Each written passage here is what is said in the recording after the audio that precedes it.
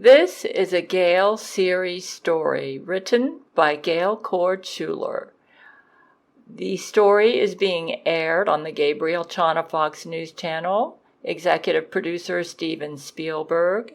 Screenwriters Orson Scott Card, Jane Agnew, and Melinda Snodgrass are among the group of screenwriters working on the Gail series stories that Gail has been writing, called Gail the Complete Series.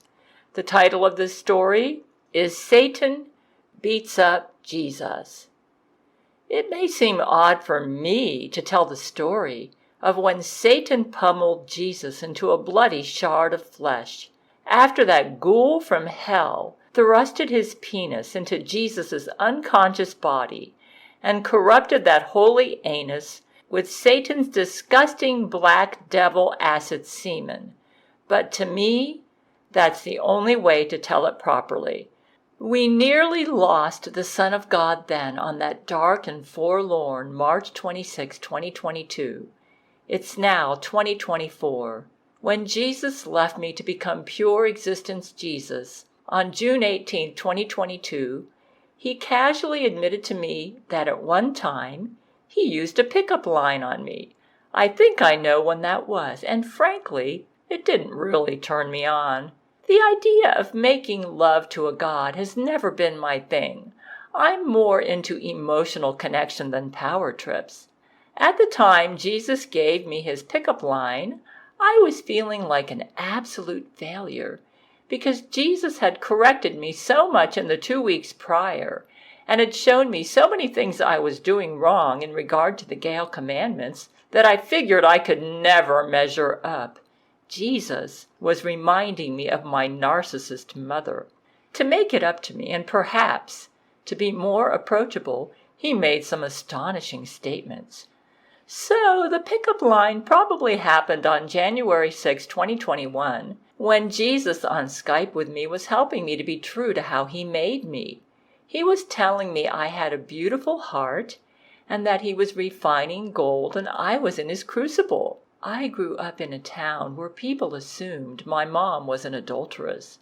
Part of me coming to earth was to feel just like you, Jesus said. I was astonished. You thought about me back then? I thought about you even when I was on the cross. But then you thought about all of humanity on the cross. I could see everything you ever would do and every thought. I especially thought about you. No way, I thought to myself. You are capable of thinking about millions of people at once. But you were the one that helped me get through it.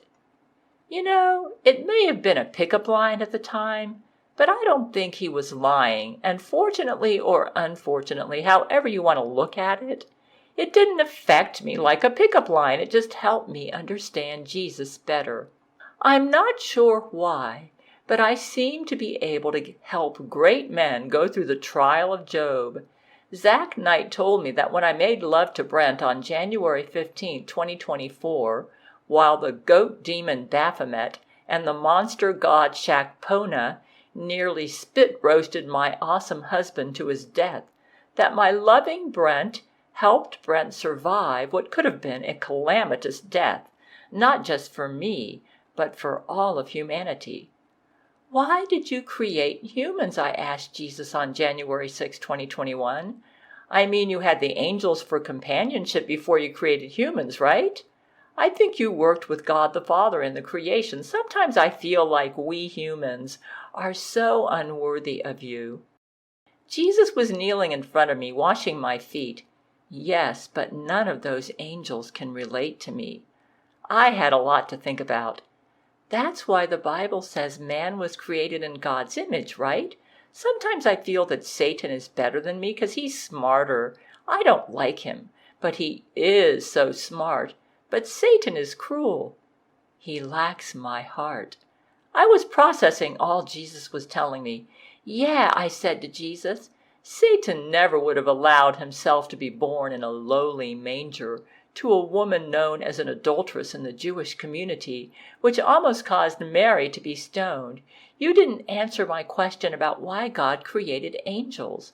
I think this topic breaks your heart too much. A third of them fell.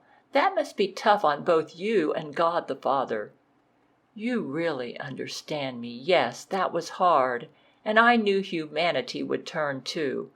Well, I'm glad I helped you endure the cross, Jesus, because if you had not done that, God the Father probably would have needed to destroy the human race like he almost did in the flood. But it was worth the cost," Jesus said, "to give them the ability to have my image and have the choice. It was worth it to die for them." This was a lot to ponder over, and perhaps it's my King David genes. But I like to ponder over God and Jesus. Nothing sexual about it. Yeah, Satan corrupted the human DNA. Yes, you could say that the cross was the first time Gail helped save the world. When Jesus gave me his pickup line on January 6, 2021, he showed me his heart. And perhaps this is part of why I'm still furious over what Satan did to Jesus on March 26, 2022, almost permanently exterminating our mediator for the human race, Jesus. I kicked Jesus out of my bed in February 2022, believing him to be the Antichrist. I tried to make it up to him later when I realized it was Jesus and not Satan who'd made love to me. Then Satan impregnated me, the babies were aborted, while he impersonated Jesus, making love to me, obsessed with making it up to Jesus that I kicked him out of bed. I later had a conversation with Jesus about this on February 6, 2022. "Well, this is a little embarrassing to admit," Jesus said. "Deities are more perfect than humans, that's true. However, even deities have flaws, especially the more we level with humans. As you know, I hate it when I make you cry. I heard that you cried on Brent's shoulder." "The only time I cry is when my followers fail to do my commandments. If the crying is for any other reason, it isn't me. Unfortunately, Satan will always be able to interfere with our communications on earth, and while you are in your mortal form," Jesus paused, as if considering. "This is especially likely if we are having brain-to-brain sex. This is why I wanted it off limits in the first place. To be honest, I'm pretty lackadaisical when it comes to sex." His eyes seemed to have a faraway look. "I've enjoyed sex since the beginning of time and will continue to enjoy it for all of eternity. It's like having an endless supply of fresh-baked chocolate chip cookies. I don't need to have it all at once. It'll always be there." Then Jesus got back to the business at hand. "I would rather you focus on being happy and doing the Gail commandments than focused on giving me perfect sex 24/7. Seeing you do the commandments and keeping your apartment nice makes me even happier than sex." "Why are you having sex with me?" I didn't need Jesus having sex with me, and if I was true to myself, would have insisted that Brent be my roommate and not Jesus. "I was just so excited that you had done all of my commandments so well, and had created such a beautiful home, that I wanted to make love to you now. When a human loyally follows my commandments, it's kind of like romancing me with flowers and chocolates." Jesus paused, as if pondering. "However, with Satan able to interfere, it would not be wise to continue this love-making until the millennium. I can still enjoy sex vicariously through you and Brent, or any other man or woman, and I can also still get my flowers and chocolates." I was gathering information to try and figure out how to approach Jesus, who seemed interested in having sex with me. But for the world of me, this really boggled my mind as to why he seemed interested in sex with some dumb human. "Why do you accompany me on all my walks?" "I enjoy your companionship as much as I enjoy sex, so I love going on walks with you." Pretty cool of him, I thought. "I enjoy your companionship even more than sex with you. That is true in all my sexual relationships. I also enjoy emotional intimacy and getting emotionally close to my lover by being bare and authentic with them and feeling total acceptance. I would have no problem focusing more on the companionship aspect of our relationship versus the sexual activity, Jesus said. Now my relationship with Jesus seemed to be going more in the direction I liked. Satan was saying, brain to brain faking as you, that the angels were free and easy in sex, and God the Father had to lay the rules down after Satan used sex for violence, that there was never sexual repression of any kind in heaven. Why does there have to be an Antichrist? Why can't we lock Satan up now? I understand you have to honor your word, but I just wonder why. I just hate all the suffering Satan causes. There was sexual repression for billions of years after the Satan incident, yes. Keep in mind, I'm a very young deity compared to God. Jesus seemed embarrassed to admit he could be flawed. I got rebellious with my dad a little bit, and have since enjoyed sex with other deities and even some humans, including you. It's helped me to relax more when it comes to sex. Currently, there is no Antichrist. That position is on hold. So listening to Jesus, I figured he was planning a rapture soon, and it seemed he was starting to make love to his church bride right now, which really freaked me out, because I always thought this would only happen in the millennial reign. I couldn't believe how real Jesus was with me. I have a real soft spot for courageous authenticity. With no Antichrist, it seemed Jesus was planning on jumping right into the millennium right now. But we still had Satan and evil ones roaming around, and I didn't quite like how Jesus was doing this. I actually would have preferred he make love to his church bride, including me, after the rapture and in the millennium. So how would you characterize your relationship with your dad? It's complicated, like any parent-child relationship. Wouldn't being rebellious against your dad be a form of sin? And you are sinless. Mostly we have a good relationship and share the same values, ideals, and goals. God disagrees sometimes with how casual I am with the humans and how hands-on I get with them. For a human, it's a sin to question God the Father, but not for a deity. Like I admitted before, we do have differences and flaws. I wonder why Jesus never admitted to me that there are evil deities like Shakpona and Kali. It caused me to put Jesus up on too high of a pedestal, which may have even contributed to his possible annihilation by that fiend Satan on March 26, 2022. Though Jesus did tell me he could have flaws, I didn't believe him at the time. Does God the Father have a wife? Yeah, he does. All of creation contains the masculine and the feminine. So flaws are not considered sins? Nope. Even for humans, flaws are beautiful. We couldn't create souls without the use of flaws. Kind of like how you couldn't paint a beautiful painting without the use of contrast. You wouldn't be able to see anything in the picture.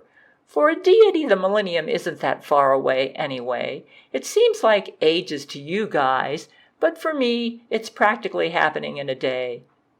Do you consider God the Father superior to you? God is superior to me, and the Holy Spirit is separate, Jesus said. Nah, God and Jesus are equal, I thought. That's what all the evangelical Christians said anyways. It seems to me that heaven is like an orgasm. Brent once said that to me after having been there. Pretty much. So sex that is not contaminated with sin is the ultimate expression of true love, and that's why heaven is like an orgasm? True love is true love. It can exist even without sex. Some people are asexual, or some can't have sex or orgasm due to physical disabilities. Sex is one way to express it. Of course, I thought. Jesus was so right. To me, an asexual was someone who didn't like sex, period. Not me. But then, to each his own. And it didn't appear Jesus was asexual because no asexual would be having sex, and certainly not with some dumb human like me.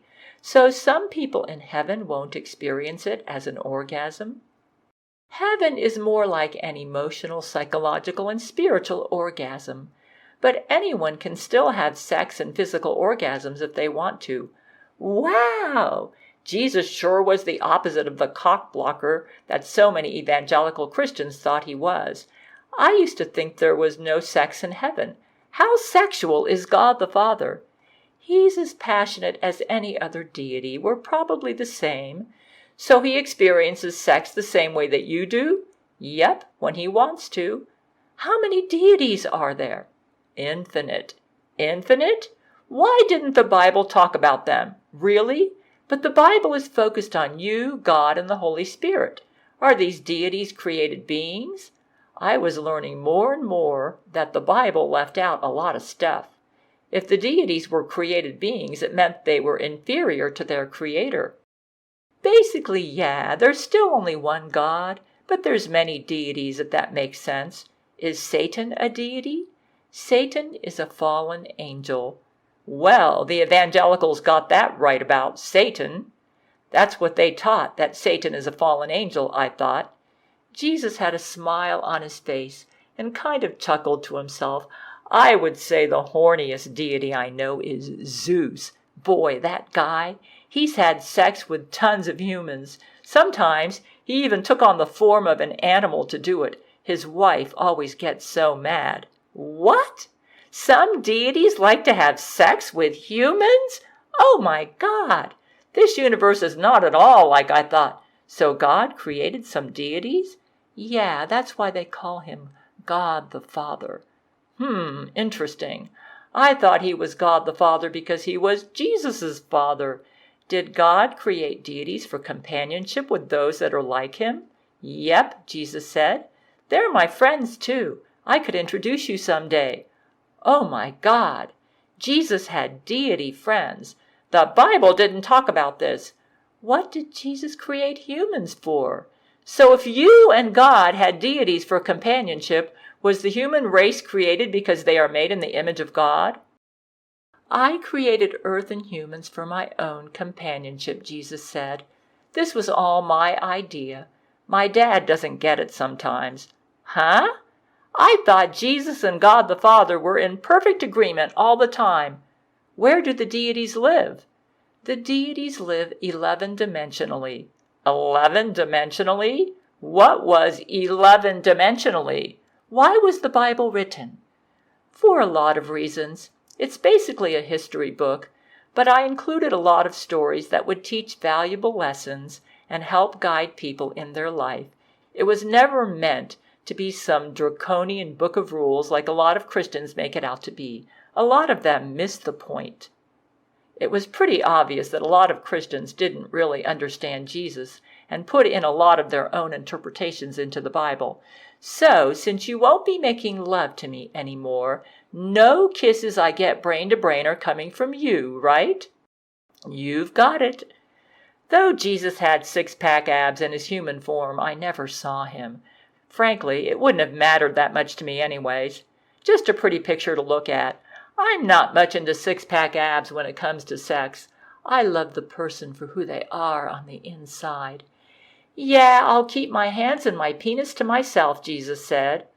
But I relented on having sex with Jesus and decided to give him some up until a week before Satan eviscerated Jesus on March 26, 2022.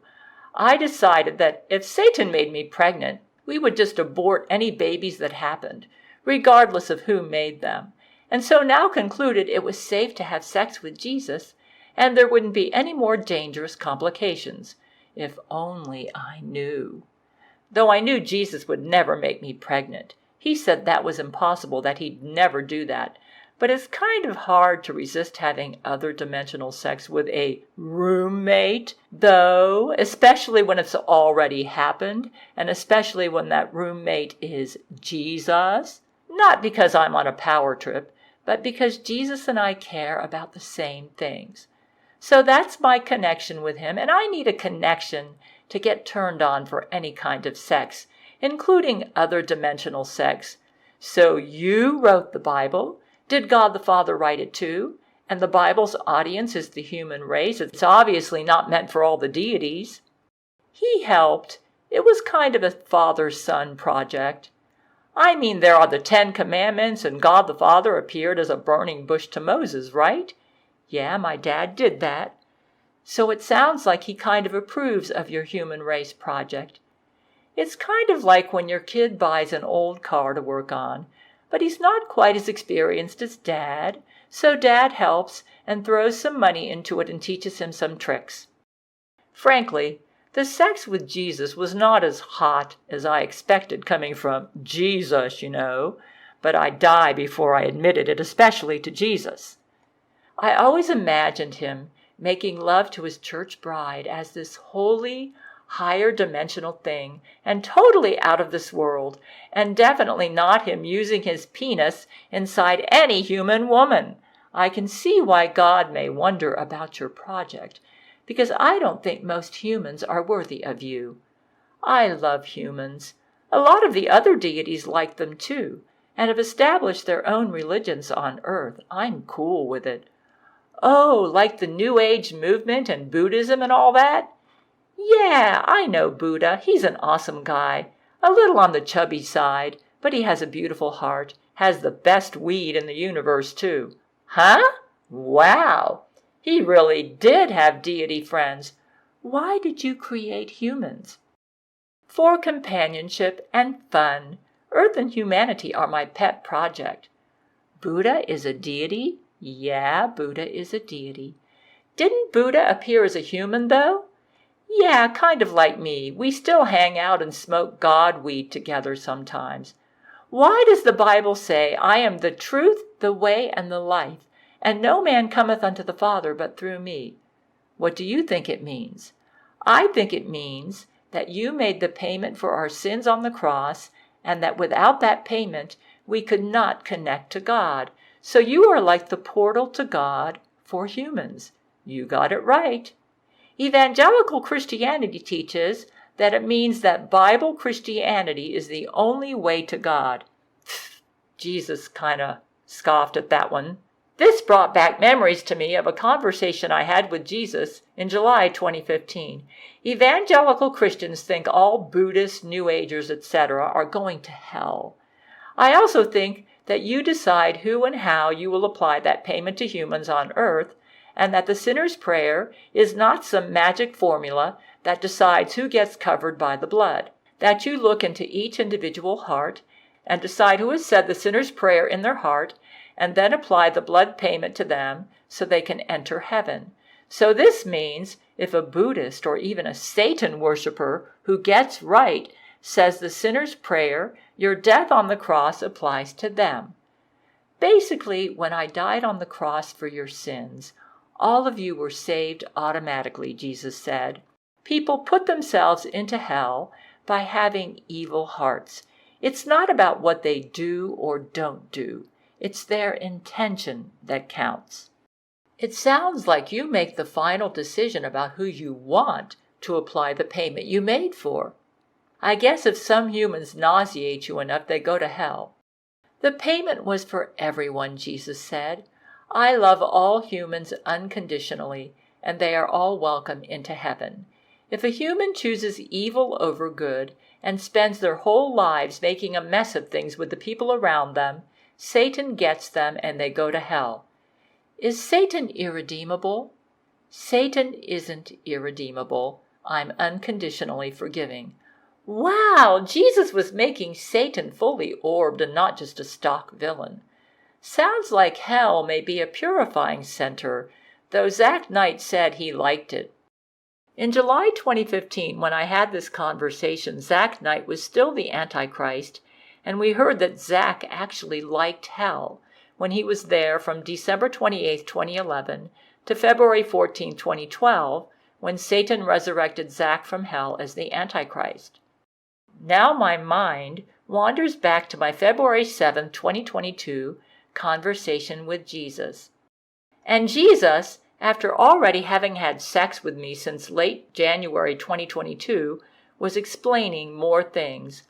All the people who choose to go to hell, I still love them, and they are welcome into heaven. They just have to become aware of their problems and apologize. Kind of like what ex-Antichrist Lori McBride did recently. Yeah, Zach liked hell, Jesus said, agreeing with me. I go to hell now and then to offer my hand and help people get out if they decide they want to change. You sent Hitler to hell just for masturbating? This was what I heard at a Discord hangout. So why did Hitler go to hell, though it looks like his next destination is heaven?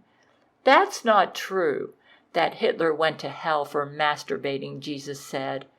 Hitler let his flaws get the best of him until they grew to sinful levels, basically getting obsessed with his pride and ego to where it was hurting him and everyone around him. So Satan was able to trick him into being on his side and took him to hell. Hitler had time to think about things in hell and decided to change. My friend, ex-Antichrist Zach Knight, loved to talk about sex. Zach seemed rather hypersexed to me, but like I said about asexuals previously, to each his own.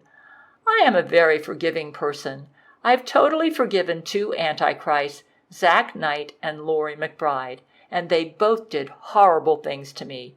Zach Knight interrupted, Jesus, are you okay with me getting those hand jobs from the Indian deity woman, you know, the one with all the extra hands? I cracked up laughing. That Zach. Sure, Zach, Jesus said. Watch out for her, though. She's a total slut. Was she giving 10 other guys hand jobs at the same time as I suspected, Zach said.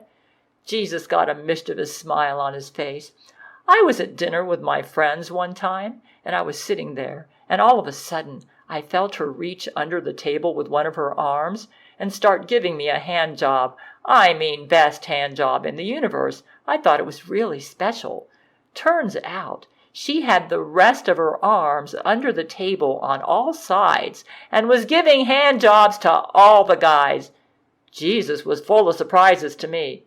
She's great with her hands, Jesus smiled, but you never know where they are. Still my friend, though. You can fuck her. Maybe we can get together sometime, and she'll jack us both off. Jesus smirked, if Rule 13 is okay with it. I noticed something about Jesus. He always spoke to people in the language they understood. Satan liked to use words like fuck all the time, so that's probably why Jesus spoke this way to Zach. Yeah, Rule 13 was Zach's wife, but Zach and 13 are polyamorous. And Zach sure seemed to need a lot of sex, way too much for me to handle, that's for sure. In fact, even Jesus, in his other dimensional sex with me, was wearing me out, and I asked him for some time off away from sex.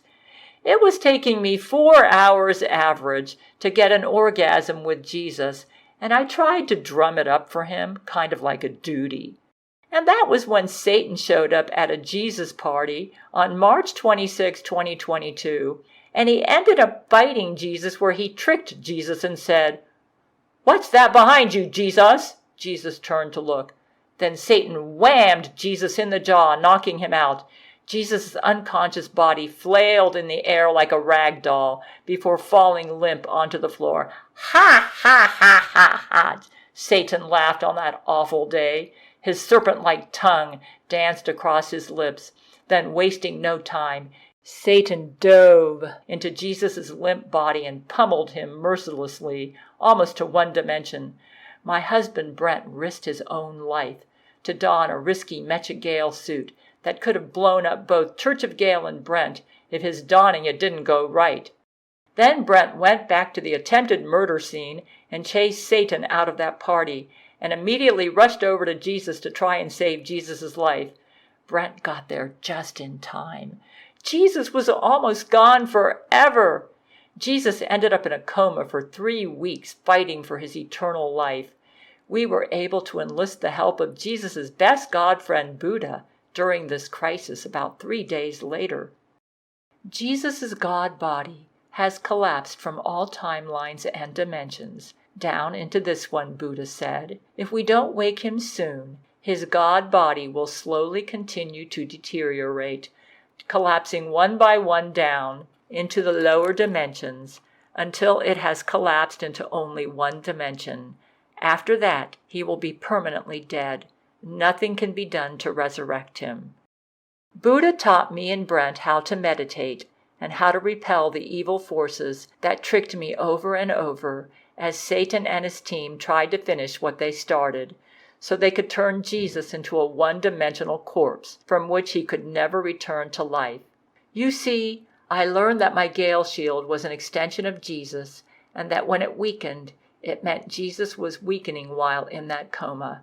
Therefore, Satan used his goat demon friend, Baphomet, to trick me over and over with suggestions to my mind that caused Jesus to weaken and get clammy and weak, with beads of sweat on his forehead while in his coma.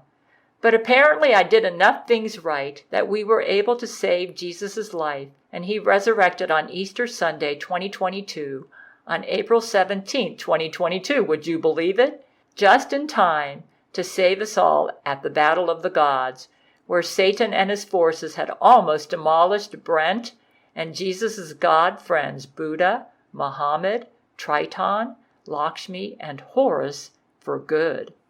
As Satan was about to claim Earth as his, Jesus miraculously resurrected just in time and saved our butts. And Jesus was about to permanently exterminate Satan.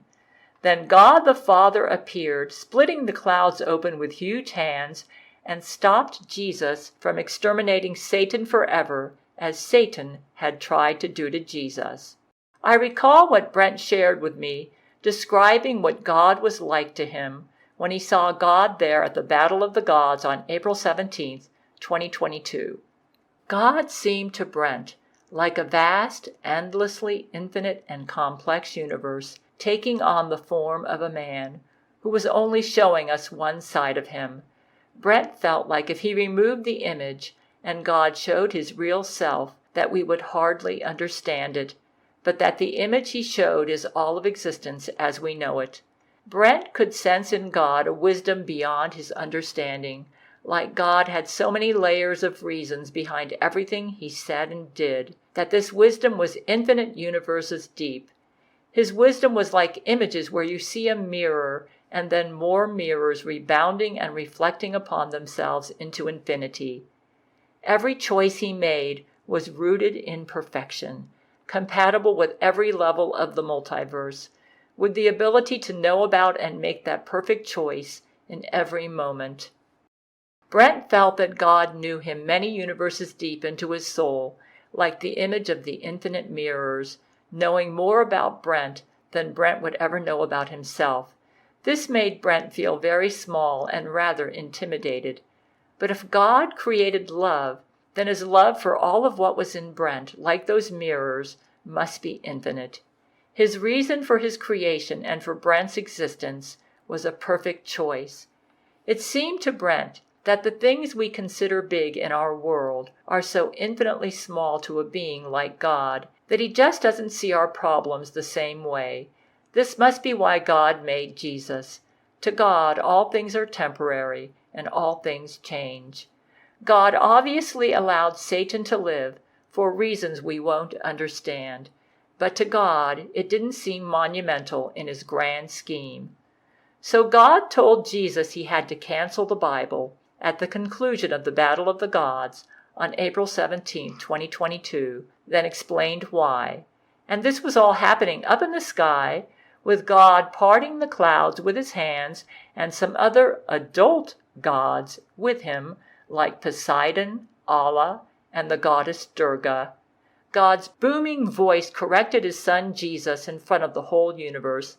I imagine after he parted the clouds, he may have appeared solo. He can change his shape. But however he appeared, it was rather intimidating to a lot of them there. A human? God's confusion deepened as he realized that Jesus had been having sex with me, and he became mortified staring at his son. And you're having sex with it? Jesus appeared hesitant to confirm, shifting his body uncomfortably. Well, yeah. There was a long, awkward pause. We all felt Jesus' embarrassment in our tailbones. As I read Brent's account of God correcting Jesus before the universe on April 17, 2022, I wondered why Jesus told Zach in early February 2022 that he planned to introduce me to his dad.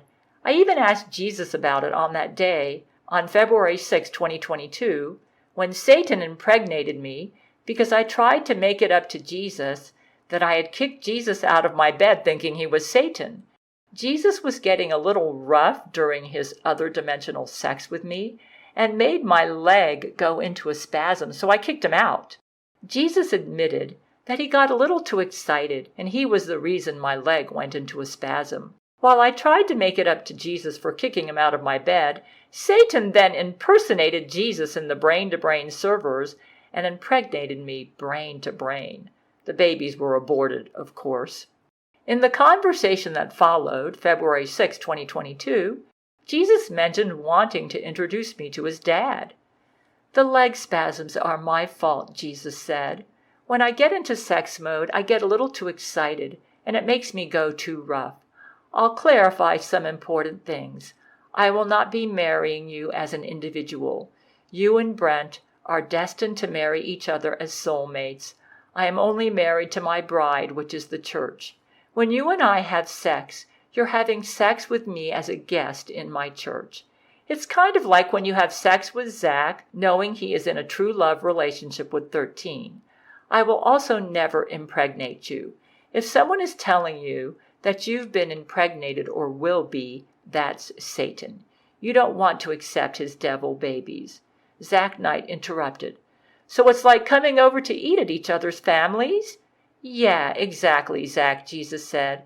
"But instead of eating food at their house, you're sampling the dick."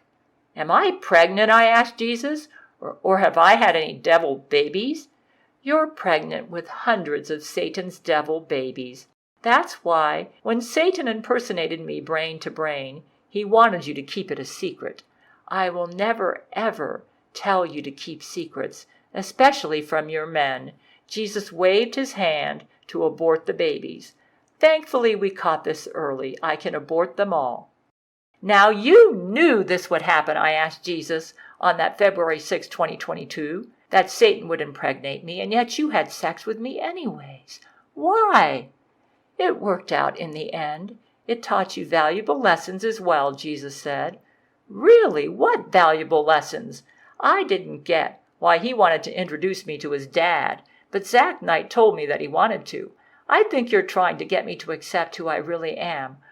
Are you planning on introducing me to your dad? And if so, why?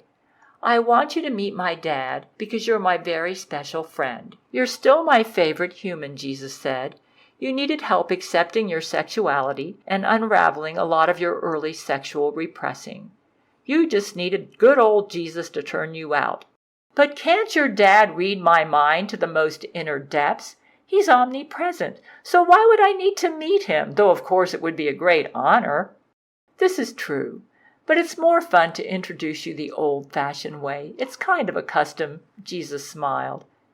Jesus and I then got into a discussion about flaws and how flaws can be beautiful because they provide contrast, and we got into other deep concepts about the multiverse.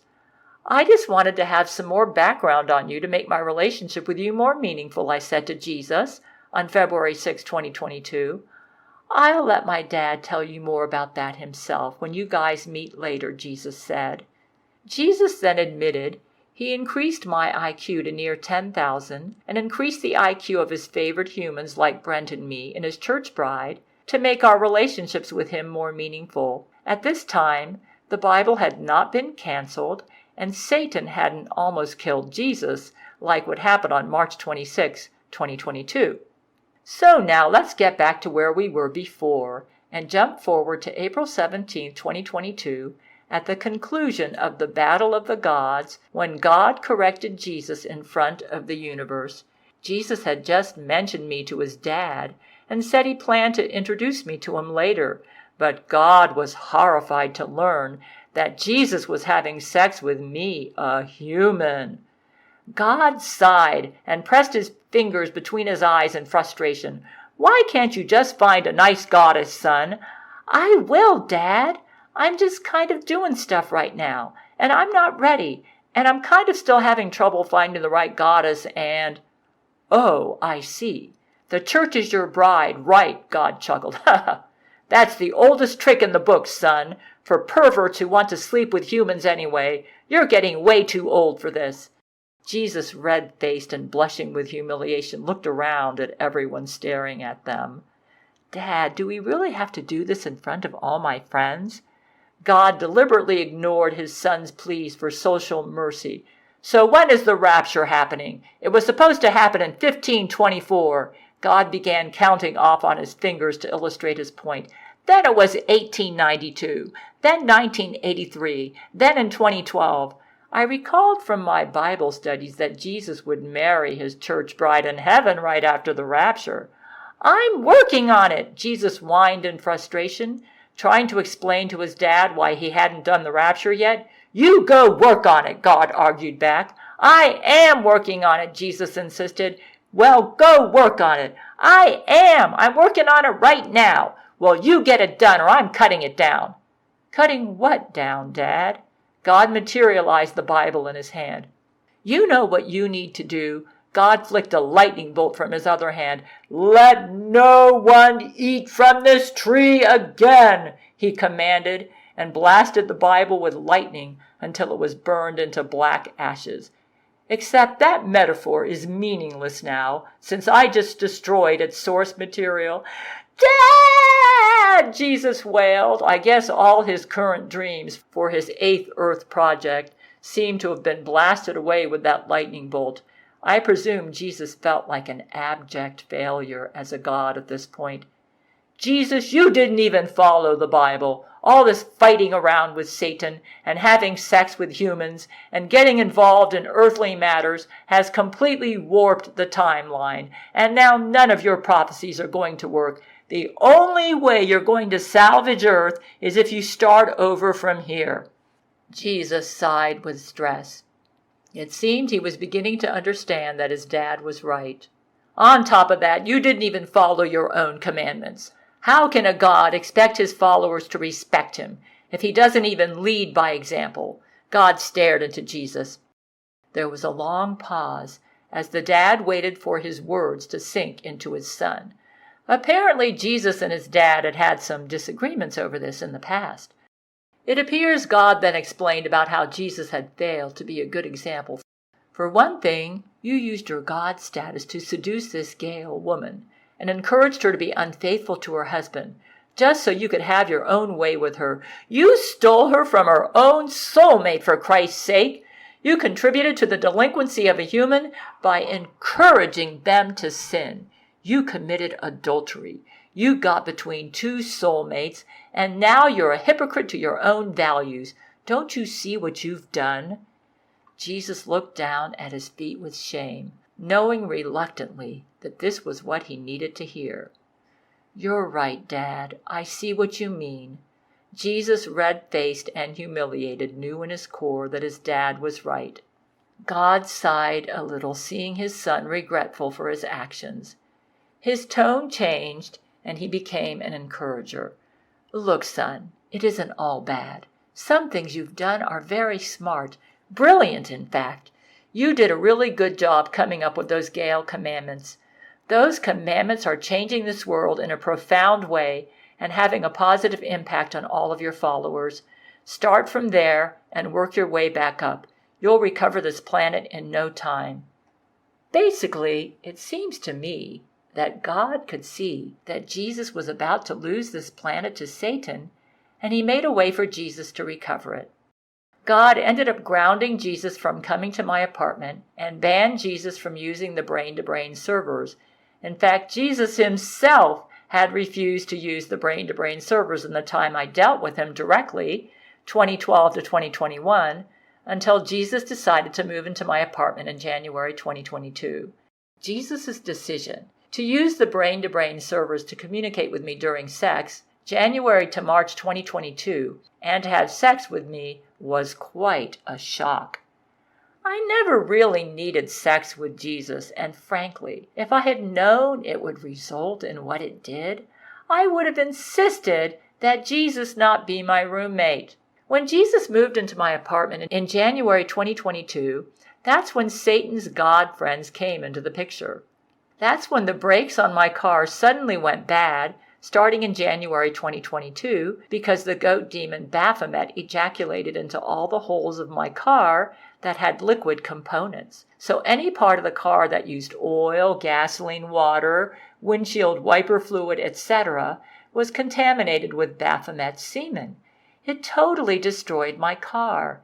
It has not been a pretty picture dealing with Satan's God friends, let me tell you. So I sold the car for about $200. That was all I could get for it. I don't think it's safe for me to have a car right now. God also kicked Jesus out of God's house in heaven after he corrected him in front of us. Apparently, Jesus was still living with his dad, as kids do. So Jesus came to live with Brent, camping out in Brent's Church of Gail apartment, smoking pot joints, watching television all day, seemingly confused and depressed. Several days after all this drama between Jesus and his dad, God the Father, I noticed some interesting things about my husband, Brent, who was now living with me in my apartment in place of Jesus.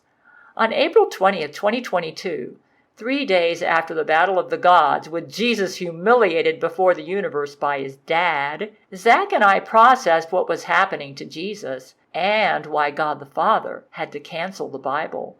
All this drama was really boggling my mind. Hell, I'd even turned down a chance to be an Air Force officer when I graduated from Florida State University with honors in order to train for missionary service. And now this, that the Jesus I served was not infallible? Zach offered his perspective as an ex-Antichrist. Honestly, I kind of saw how Jesus had already kind of took things off track. Maybe it's my old Antichrist perspective. A lot of what God chastised him for, I saw for a long time. It was one of my obstacles to joining this side. How did you see Jesus getting off track? I said. I find this interesting. Well, Zach was hesitant. I probably shouldn't get into it. Oh, it has to do with his relationship with me? Yeah, Zach hesitated, and Brent. I still saw Jesus as the infallible deity. I always thought Jesus' approach to me and Brent, and his support of the great love between us, even when it appeared adulterous between Brent and me in the 1990s because I was married at the time, was his greatest strength. That's because Jesus went past the outward appearance and went straight for the heart. I loved that about him. Jesus' approach to love and relationships seems his greatest strength. Well, okay. How would I respond if I detected a guy trying to move in on Rule 13? I recalled how Zach almost killed Hitler over a misunderstanding, believing that Hitler was moving in on his wife, Rule 13. Zach was being territorial with 13. Well, I know how you are. You would get pretty possessive. Yeah, I'd kill them, Zach agreed. Part of being a provider and protector is masculine possessiveness. The way a woman honors you is to submit and kind of worship you in a way. I was shocked over Zach's possible view of Jesus. You thought Jesus was trying to make moves on me? He definitely was. Looks like you knew him better than me. I was surprised when he decided to move into my apartment. I noticed he went from telling you that God doesn't see humans as sexual to changing his tune. Zach paused. Okay, I'll come out with it. I'm concerned that Jesus stole Brent's free will when he had anal sex with him. He basically castrated a pretty fundamental part of Brent's natural role as your provider and protector. This made sense to me. You may be right. I think everyone was so stoked that Brent was now okay with letting any guy fuck his wife that even I kinda missed it. Since I wasn't totally outraged by Zach's conclusion, Zach continued, it's one thing if Brent lets his friends take a dip in his wife occasionally and joins in of his own accord. Zach hesitated and then continued, you did get the ability to have your cake and eat it too. You can fuck anyone. And Brent has no ability to even comprehend that he doesn't have a choice to feel protective or possessive. Zach decided to give a demonstration.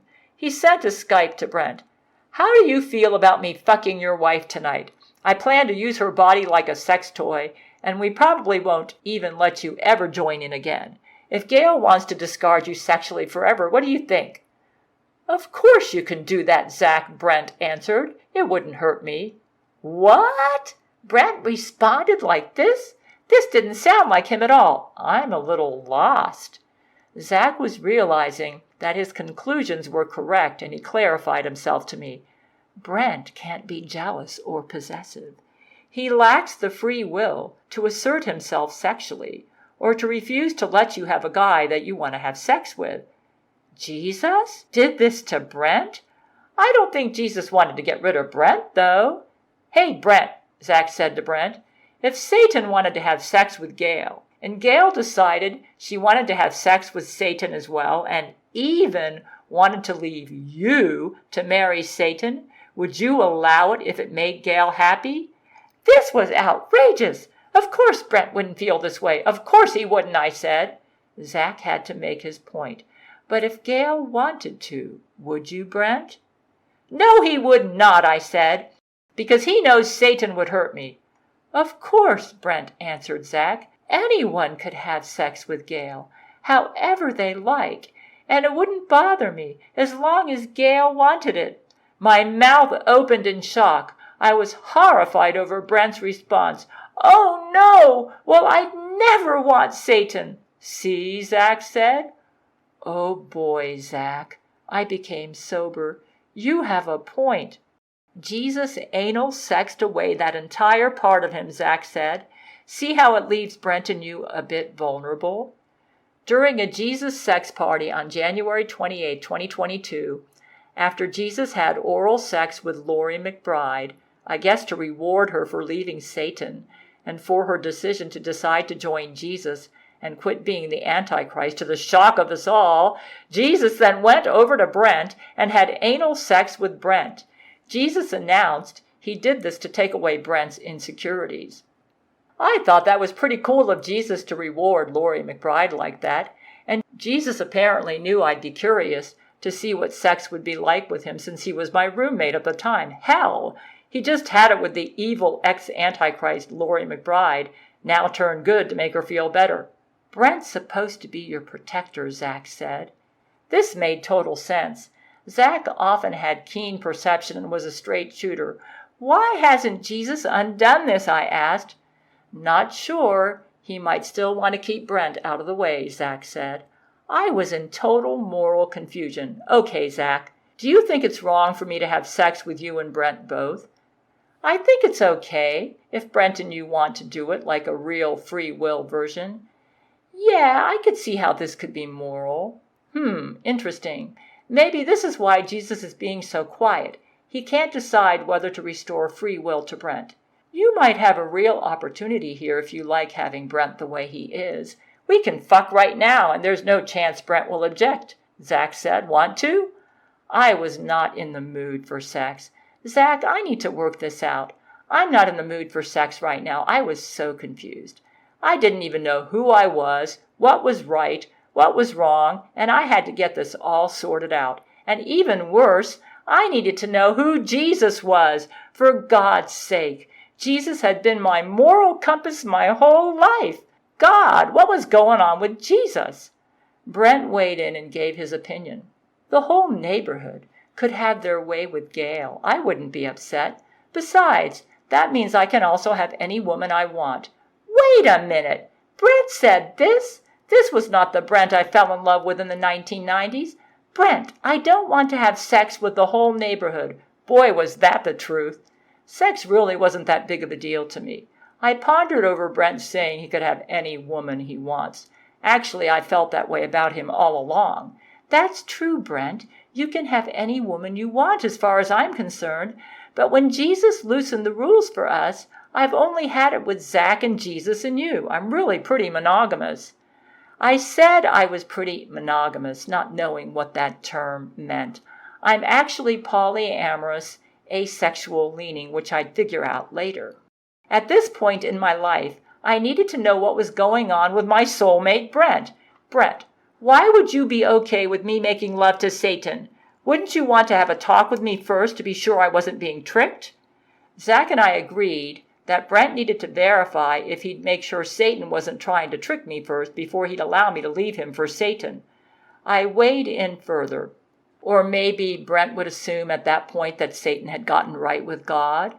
Brent answered, "If Gail wanted it, I wouldn't see an issue, just like she wouldn't see an issue if I decided to marry someone else." Wait a minute, I thought to myself. Let's throw some more stuff out to my Brent. But Brent, wouldn't you feel I was evil if I wanted to make love to Satan? I loved Brent for who he was, and this just didn't sound like him at all. It was like he was not Brent anymore. I think I get where Brent is coming from. He feels that true love has to be free. Zach weighed in. I don't think he has the free will to say otherwise. It does appear to be the case, because his action and attitude seem kind of inconsistent. Satan beats up Jesus, Part 2. It does appear to be the case, because his actions and attitudes seem kind of inconsistent. Try giving him extreme examples of people and things you'd want to have sex with, Zach said. I think allowing me to make love to Satan is pretty extreme, I answered, and yet I sense that Brent is absolutely devoted to me. See if we can get him to say no to letting you completely abandon him, Zach said. This was outrageous. I don't want him to say that because I will never leave him. What the hell? Why would Jesus want to bed me so bad? I'm confused. Brent decided to answer Zach's questions. Gail could abandon me if she wants. I wouldn't feel sad. Huh? Zach could see I was confused and decided to clarify things. Brent, if Gail found Jesus to be completely superior to you, and she decided to discard you as an old dildo and completely abandon you, you'd be cool with that, right? Yeah, of course, Brent said. Oh my God, I said. I'd just marry Lori McBride and move in with her, Brent said. She could be my soulmate. Gail wouldn't mind. It wouldn't break my heart at all. It's whatever Gail wants, right? Zach said. What? Whatever I wanted? Well, I knew that couldn't be right. Zach, why do you think Jesus wants to bed me so bad? It's obvious he's taken away Brent's free will. Well, you are smoking hot, Zach said. Why wouldn't he want the sexiest woman alive? I didn't see myself as smoking hot, and frankly, really didn't care. And even if I was, it didn't justify this. Oh, God. Well, for the record, Brent, you are my favorite, and I have no intention of dumping you for anyone. But didn't you say you were going to be Jesus' bride? Brent said. Really? No. Jesus' bride is to be the church, right? That is when the Bible was valid. I was still processing the Bible being canceled. You did make a video saying the engagement ring Brent got you was really from Jesus because he paid for it, and that you'd make Jesus your main husband, Zach said. Jesus ended up paying for an engagement ring worth millions that Brent wanted to buy for me with his own money. But Brent wouldn't buy it, though he desperately wanted to, in order to honor the Gail commandments. However, my men didn't get it about me.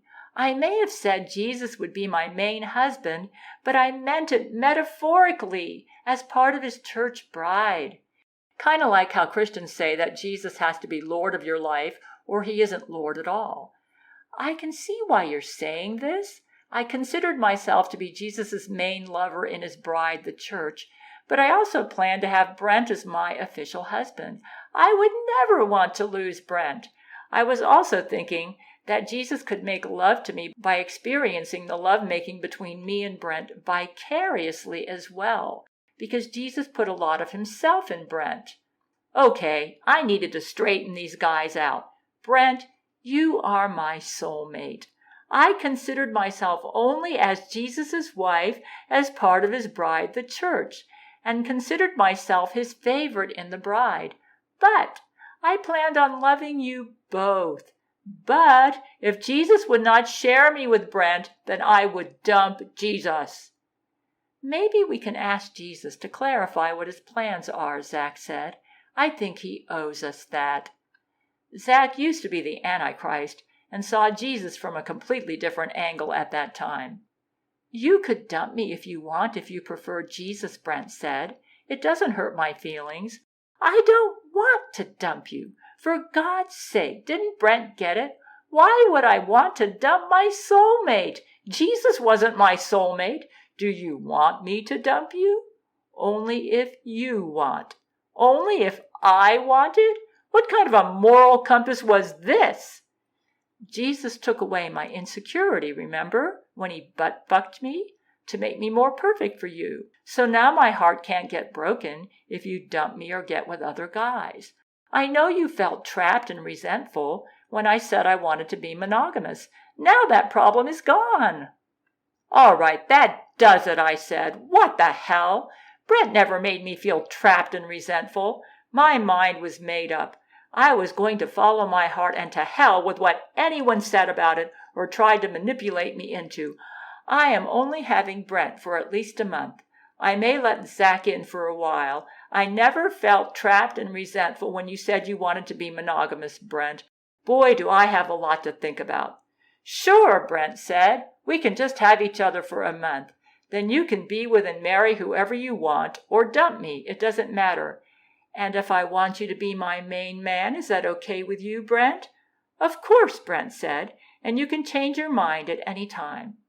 "I think Jesus is struggling over whether to give back to Brent his free will," I said. I wasn't sure why Jesus was struggling over this and had a lot to think about. But I decided to go what was in the deepest part of my heart, and to hell with what anyone thought after that. "I have come to a decision," I said. "I want you to ask Jesus that if he has removed Brent's free will, to reinstate it. I want to apologize to Brent for committing adultery with Jesus against my soulmate Brent. And I also apologize on Jesus' behalf as well. I will strive to remain faithful to my husband Brent from this point forward and honor whatever Brent feels comfortable with regarding my relationship with him. Regarding my relationship with Jesus, I want Jesus to do whatever he feels is the morally right thing to do. Jesus and I can remain friends, purely platonic, if Jesus wishes. But obviously there is to be no sex or brain-to-brain communication." I pondered over this some more. I love my husband Brent, and if he will have me and will forgive me for committing adultery against him, I would like to remain with him. But I will respect whatever he wants to do. I just want to do right and go forward with a clean slate. I love you, Brent. I'm really sorry. If you'll notice, I haven't really taken advantage of the freedom Jesus gave me when he butt-fucked you and took away your so-called insecurities. I've only had it with Zach and Jesus, basically. It's kind of hard to resist Jesus when he's your roommate. But Jesus sinned, and I really want Brent. I want free will Brent, not a Brent who has had his free will taken away. Jesus stayed asleep on Brent's couch, smoking a lot of weed and drinking. Jesus was in a slump. In fact, Jesus spent most of the day sleeping, which seemed really out of character for him. "I have a lot on my plate, and I'm stressed," Jesus said when we tried to talk to him. I thanked Zach for making me aware of what Jesus had done to Brent. "I'm sorry I didn't speak up sooner," Zach said. "I just didn't know if it was the right thing to do. Everyone thought Jesus was always right." "Well, it's kind of hard to admit that Jesus sinned," I said. "Getting in sex mode was a bad move on his part." "Yeah, I guess they were right that sex mode really does a number on Jesus," Zach said. "It appears his flaws turned into sins. Boy, did I have a lot to think about. How was Satan able to get so powerful? You know, I think it was a combo of the consequence of the non-interference agreement breach and being weakened by sex mode." Zach laughed. "Good thing Jesus went to the cross before having sex, LOL. "Why would breaching the non-interference agreement make Satan more powerful?" "Like, Satan noticed that Jesus was genuinely surprised by things he was doing," Zach said, "because sex mode messed up Jesus' ability to see things before they happened. That's how Satan was able to sucker punch Jesus." "I understand how sex mode weakened Jesus, but I don't understand how breaching the non-interference agreement makes Satan more powerful." "Well, When Jesus was declared co-president, it made Jesus officially the most powerful man on earth, and because it was an earthly interference, being the most powerful man on earth allowed Satan to match him in power, and it upgraded Satan's satanic power, because by human standards, being U.S. president makes a human the most powerful person on earth. And so the upgrade applied in the deity realm too, because this is a physical and spiritual war, Zach said. I was starting to think about things Buddha said to us about Jesus' childhood. I think Jesus suffered some insecurities from his childhood, being polio abs and all. Jesus had polio abs until he became an adolescent. True, Zach said. Being polio abs, then developing perfect abs, that could make you into a real slut. I wasn't sure I agreed with Zach that Jesus was a real slut, but I could see why people like my hypersexed friend Zach would see him that way. I saw him much like myself, someone who suffered an identity crisis most of his life, trying to find himself, putting on different roles in the process of finding himself. What would cause him to want a human church bride, I pondered. Some deep-rooted inferiority complexes like I'd suffered all my life? I recalled how I allowed a marriage list I didn't need just for that reason. And then Jesus kind of reinstated the marriage list that I'd canceled when he did that anal sex on Brent on January 28, 2022. And I then decided to reinstate my marriage list at that time because, hey, how could the supreme deity Jesus be wrong about anything, right? I just followed Jesus' lead. I just hope Brent will forgive Jesus for what Jesus did to his free will when we get the real Brent back. I think Brent will, 'cause Brent is awesome, but we shall see. Jesus was drinking alcohol, numbing his mind and feelings. Man, Jesus really had degraded. But I wanted to be sure. What has Jesus been drinking? A drink called white cider, Zach said. I haven't had it before. Is it alcoholic, I said. Yeah, it's alcoholic. I was confused about this whole deity business. I wanted some clarity on God the Father. It did seem that the only infallible deity was God the Father. So the only perfect deity is God the Father? I really don't know, Zach said. I think there is an objective root source of morality. God seems to be a stickler for it. I knew I really liked Jesus despite his sins and flaws. He was a beautiful deity inside and out. He gave me a glimpse of his heart during sex once around the end of February 2022, where he had dreams of a vast, peaceful ocean of serenity and love and forgiveness for his multiverse. But no one could replace my Brent. My soulmate had to stay. That was about the only thing I was certain of at this time. Do you think Gerard Butler could help Jesus work through some of his issues? If it's true Jesus has taken Brent's free will, then Brent would not be the person to help Jesus work through his issues. I am not that person either because of my sexual involvement with him. I was thinking Gerard could work with Buddha to help Jesus work through his issues. Buddha has unique insights into Jesus. Gerard could use hypnotherapy and all sorts of things to help Jesus. Jesus really seems in need of some mental health therapy right now. Yeah, we need to send Jesus into therapy with Gerard Butler and Buddha. I feel real good about this idea. Maybe they can help Jesus decide what to do about giving back Brent his free will and all the stuff he has to wrangle with now. Giving back Brent his free will might be overwhelming for Jesus right now. We should probably let Buddha and Gerard help him make the transition to a more mentally healthy approach to the new life he must lead. Buddha is great at helping Jesus when he's stressed. So now we move forward to the time when Brent got his free will back. This happened April 27, 2022, a week after my deep conversation with Zach about Jesus and sexual standards. Brent wrote me about it. Brent was in his kitchen at his Church of Gail home with Buddha. Brent and Buddha had been spending a lot of time together. Brent had tried over and over to get Jesus to undo whatever Jesus did to him that removed his free will. But Jesus just lay on his bed slumped out. So Brent was lost in thought, staring down into his cup of tea. "What's on your mind, Brent?" Buddha said. Well, I've just been concerned with the fact that getting butt-fucked by Jesus took away my free will in regards to Gail sleeping with other men. Ever since I got butt-fucked at that sex party on Discord hangout night, I've had no feelings of possessive attachment to Gail, and have let her have sex freely with other men. Even when I saw that her sexual and romantic inclinations had become focused almost entirely on Jesus, I just didn't feel the way a husband should feel about another guy moving in on his wife. I know that a cuck is a guy whose wife sleeps with other men. Does this really make me a cuck? Ah, my Brent was the opposite of a cuck to me, always. Buddha sipped his tea, calmly listening. This would depend on if this was happening because you mutually decided to have an open relationship with your wife, or if it's because you had no choice but to accept your wife's desires for other men and won't do anything to stop it. That's the thing, Brent said. I've asked Jesus to unbutt-fuck me so that I could have my free will back. I want the ability to consent to sexual acts in my marriage rather than be under this butt-fucking spell.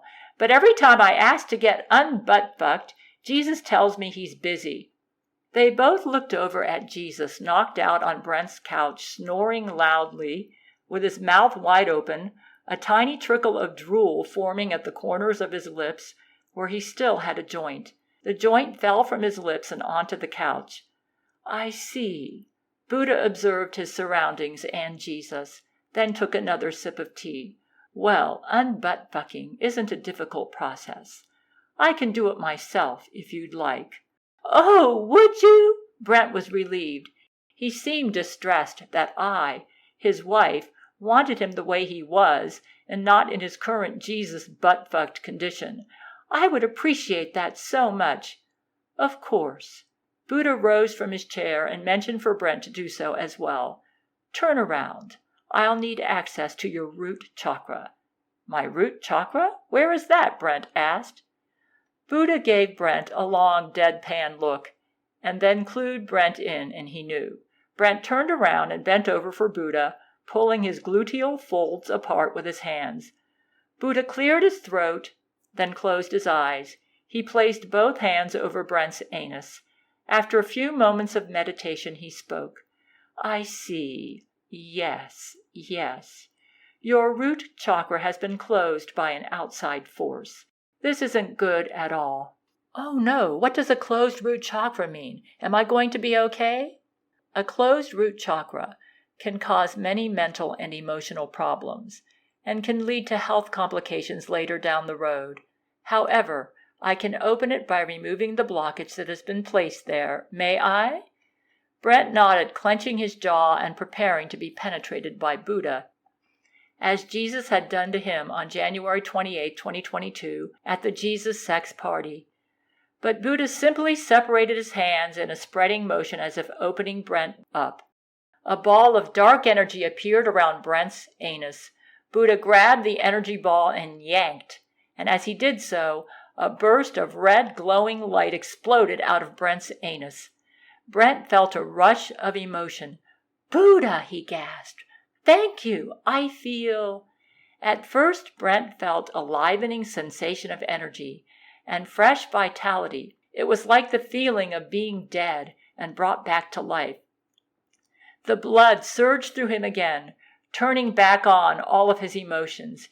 He felt love. He felt excitement. He felt satisfaction, and then he felt clarity. A sudden sense of deep wrongness, his insides filled with burning heat. He stood ruminating, and then made a decision. He stomped his way over to Jesus, whirling to confront him. He stood between Jesus laying on the couch and the television that Jesus had watched an awful lot of lately. Brent's skin was hot and steaming, his hands clenched into fists. Jesus opened his eyes groggily and looked at Brent. Within seconds, Jesus understood that Buddha had restored to Brent a healthy root chakra and sensed what Brent was thinking and feeling. Still groggy from his nap and certainly from his drinking and pot smoking, Jesus stood up slowly and began to speak. Hey, Brent, about Gail. Wham! Brent slammed Jesus across the jaw. Jesus' head smacked to one side, and he grabbed his cheek in pain. He winced, but didn't react to Brent. As I read this, I winced too. But I couldn't blame Brent for how he felt. The two men I loved most in life were at crosshairs right now, and I felt like Jesus had been beaten up enough and didn't need more.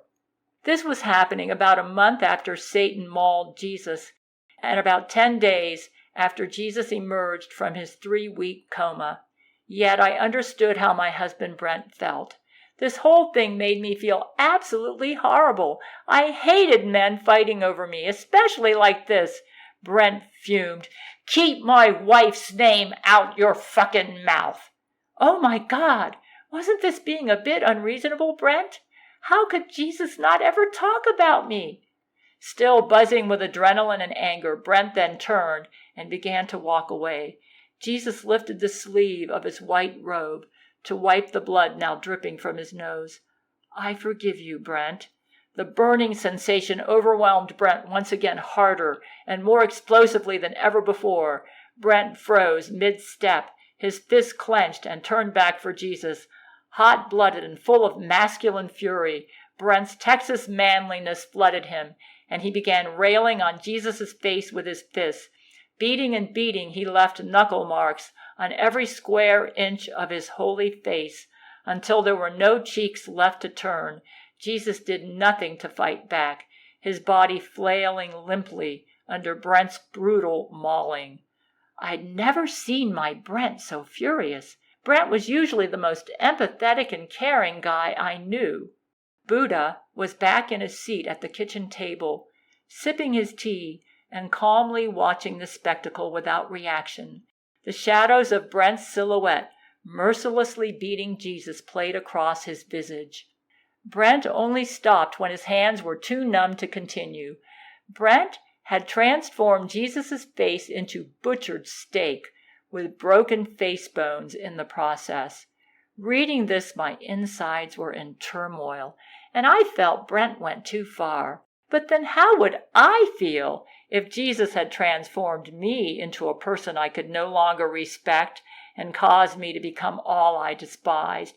And if he had done this by taking away my free will? Jesus' face was no longer recognizable. It just looked like a butchered piece of steak. I suspect his father's words probably rang through his mind while Brent, the man who risked his life to save his own from Satan just a month earlier, was now mauling him. How can a God expect his followers to respect him if he doesn't even lead by example? Heaving and out of breath, Brent walked back to the kitchen table. I was amazed that my hero husband, who risked his own life to save Jesus from Satan a month ago, had just done this to Jesus. But then I knew how I'd feel if my free will was messed with. Buddha finished the rest of his tea. Brent sat down beside him, Brent's body now a shaking mess of nerves and adrenaline. Buddha allowed Brent a long moment to relax before he spoke. That was the right thing to do, Brent. You have brought honor to your Texas heritage as a man and faithful husband. You have also fulfilled the spiritual law of compensation by returning to Jesus what he has given you. This has restored harmony and balance to the universe. Emotion overwhelming Brent, he only understood half of what Buddha said. They both looked over at Jesus, who was now on the living room floor, rolling and groaning in pain. A flicker of curious concern crossed Buddha's stern eyes. It is, however, peculiar that you were able to injure him so easily. Good, Brent said. I want him to remember this the next time he or anyone else tries fucking around and interfering with my marriage. Brent's emotions were still a volcano. If God himself showed up and tried to fuck my wife, I would beat the shit out of him too. Brent put ice packs on both of his swollen, battered hands as he typed to Gail to inform her about what he did. Blood trickled from his open knuckles and stuck in between the keys of his keyboard, making it difficult for him to type. He wrote me, I am proud to say that I am a Texas man who would protect my marriage no matter who I ever had to beat the ever-living shit out of. As they say in the South, fuck around and find out. Brent, you don't regret saving Jesus' life, though, do you? I asked my husband. Jesus, for all his faults, is still better than Satan. Hell no. I don't regret saving him, Brent said. He's an old friend of mine. We just needed to assert boundaries. Brent packed his most cherished possessions in a fury and moved himself totally into my apartment.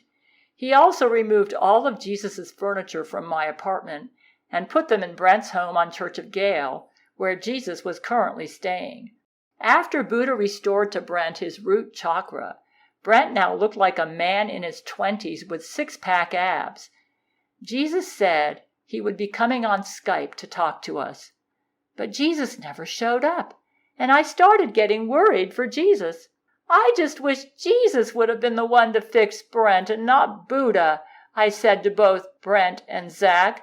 Jesus must have wanted that sex with me awful bad, that he was willing to risk death for it. I still think he suffered some sort of mental illness. He knew, with him being 11-dimensional, that having sex with 3-dimensional humans would weaken him so that Satan could beat him up. Had to be mental illness. Not sure beating the shit out of someone with a mental illness is the answer, but Buddha seems to approve, so what do I know? I pondered over why Jesus had not shown up to talk to me and Brent as he promised he would. You know, when you think about it, Jesus' recent behavior almost seems suicidal. He is doing a lot of self-destructive stuff, I said to Brent and Zach. I thought about how he was drinking, smoking pot, neglecting the Gail commandments, watching television all day. Is there a God psychiatrist out there? I hope this deity is not about to kill himself. Is it wrong of me to just want Jesus to be happy? What he did to Brent was wrong, and I'm not sure how he morally justified it to himself, but he seems so unhappy. I'm not a psychiatrist, but I think he's in clinical depression. So Jesus said he would be coming on Skype, and now he's not here? Something's wrong with him. He needs a psychiatrist. Is there a God psychiatrist out there? Lakshmi, Buddha, help! Get this deity a God psychiatrist. And as much as we don't approve of what he did, we don't want him killing himself. I thought more about this. Brent, I think the reason he let you beat him up and tear his face into shreds is because he wanted you to kill him. I think Jesus is suicidal. The guilt he's feeling is overwhelming. When a person's in clinical depression, they can't even think straight, which may explain why he hasn't been doing the Gail commandments or anything he should be doing, like doing the unbutt-buck so that Buddha had to do it. So while we are gloating over our revenge, this deity might decide to take himself out. I was really worried about Jesus. Yeah, Jesus will forgive you, Brent, but he won't forgive himself. He's ready to check out. I guess he figures, since he plans to kill himself, that it doesn't matter what he does. We can't get reads on him because he's a deity. But I want Buddha or Lakshmi to get him some counseling. Brent rushed over to Jesus and started stitching him up using his doctor skills. Jesus is getting stitches, Zach said. He needs more than stitches, I said. He needs psychiatric intervention. Yeah, Gerard is talking to him. Gerard Butler is a psychiatrist. Thank God, I said. Imagine how we all would feel if Jesus killed himself. Yeah, Zach said, that would be hard to imagine. I'm praying to God the Father for Jesus and asking him to create a deity wife for Jesus. I am suggesting that she be a lot like me. At the time, I thought this would be the answer to get Jesus out of his depression. I'm not accusing God the Father of any injustice, but just told God I'm concerned that his son Jesus may be suicidal. I will continue to pray to God the Father, and in the meanwhile, I will make love to Brent as Buddha recommended that I do. This is just so much to deal with. Jesus decided to go into mental health therapy with psychiatrist Gerard Butler. Gerard ended up inviting the god Buddha and the goddess Lakshmi to help with Jesus' mental health therapy. On April 30th, 2022, 3 days after Brent beat him up, Jesus showed up to my apartment to talk to us. Brent heard a knock on my door. Jesus asked to come in, and Brent let him in. Brent was living with me in my apartment, so Brent was allowing Jesus to stay in his old quarters at the Church of Gail's spaceship. "Hey, Gail, it's been a while," Jesus said. "Hi, Jesus, are you okay?" I said. "How's your face doing?" "Brent beat me up pretty good," Jesus said. "It looks like I'm a little 3D right now." "Oh, no! Isn't this dangerous for you?" "Yes, it is. I'll be fine." "You sure Satan won't take advantage of this and beat you up again?" Jesus had stitches on his face. "It could happen. I'm laying low for right now. Just need to avoid any sex or vicarious sex with humans." "Yes, please take care of yourself. I've been asking your dad to create a goddess for you." "Well, I need to work out my issues before I take on any goddesses." I've been doing a lot of soul searching on Brent's couch. I realized that a lot of what my dad was saying was right. I also owe you an apology, just like I do Brent. "I have faith in you, Jesus," I said. "I sensed a very awesome being when we had sex. You are very much like your awesome dad." "Thank you," Jesus said. "I'm ready to talk about what's been going through my mind. I'm nervous about opening up about this. I have always had an admiration for emotional courage, and I could tell that Jesus was being very brave right now. I admire your courage. Basically, I do think you're right, that I became very promiscuous as a way to deal with my fear of intimacy. I didn't create you to be Lakshmi on purpose, but I think I did so subconsciously. I was speculating that Jesus became promiscuous to deal with the fear of intimacy. We found out he had put some of the goddess Lakshmi into me, and Lakshmi had refused him as a husband because he was too promiscuous for her. "I hope you can forgive me for this," Jesus said. "But do you know how you created the idea of sex dummies for your men to masturbate with while waiting on the real you? Well, I hope you can forgive me for this. I have to confess, I sort of already did that with Lakshmi. I realized I've been using you like a sex dummy for her." "Do you have a chance with Lakshmi?" I said, "or is that definitely off?" "It was wrong for a lot of reasons, but basically I wasn't truly in love with you. Your soulmate is Brent, and your soulmate, of course, isn't me. I was only in lust with you. I also realized that while encouraging you to commit adultery this whole time, that it was defeating the whole purpose of my fantasy with Lakshmi.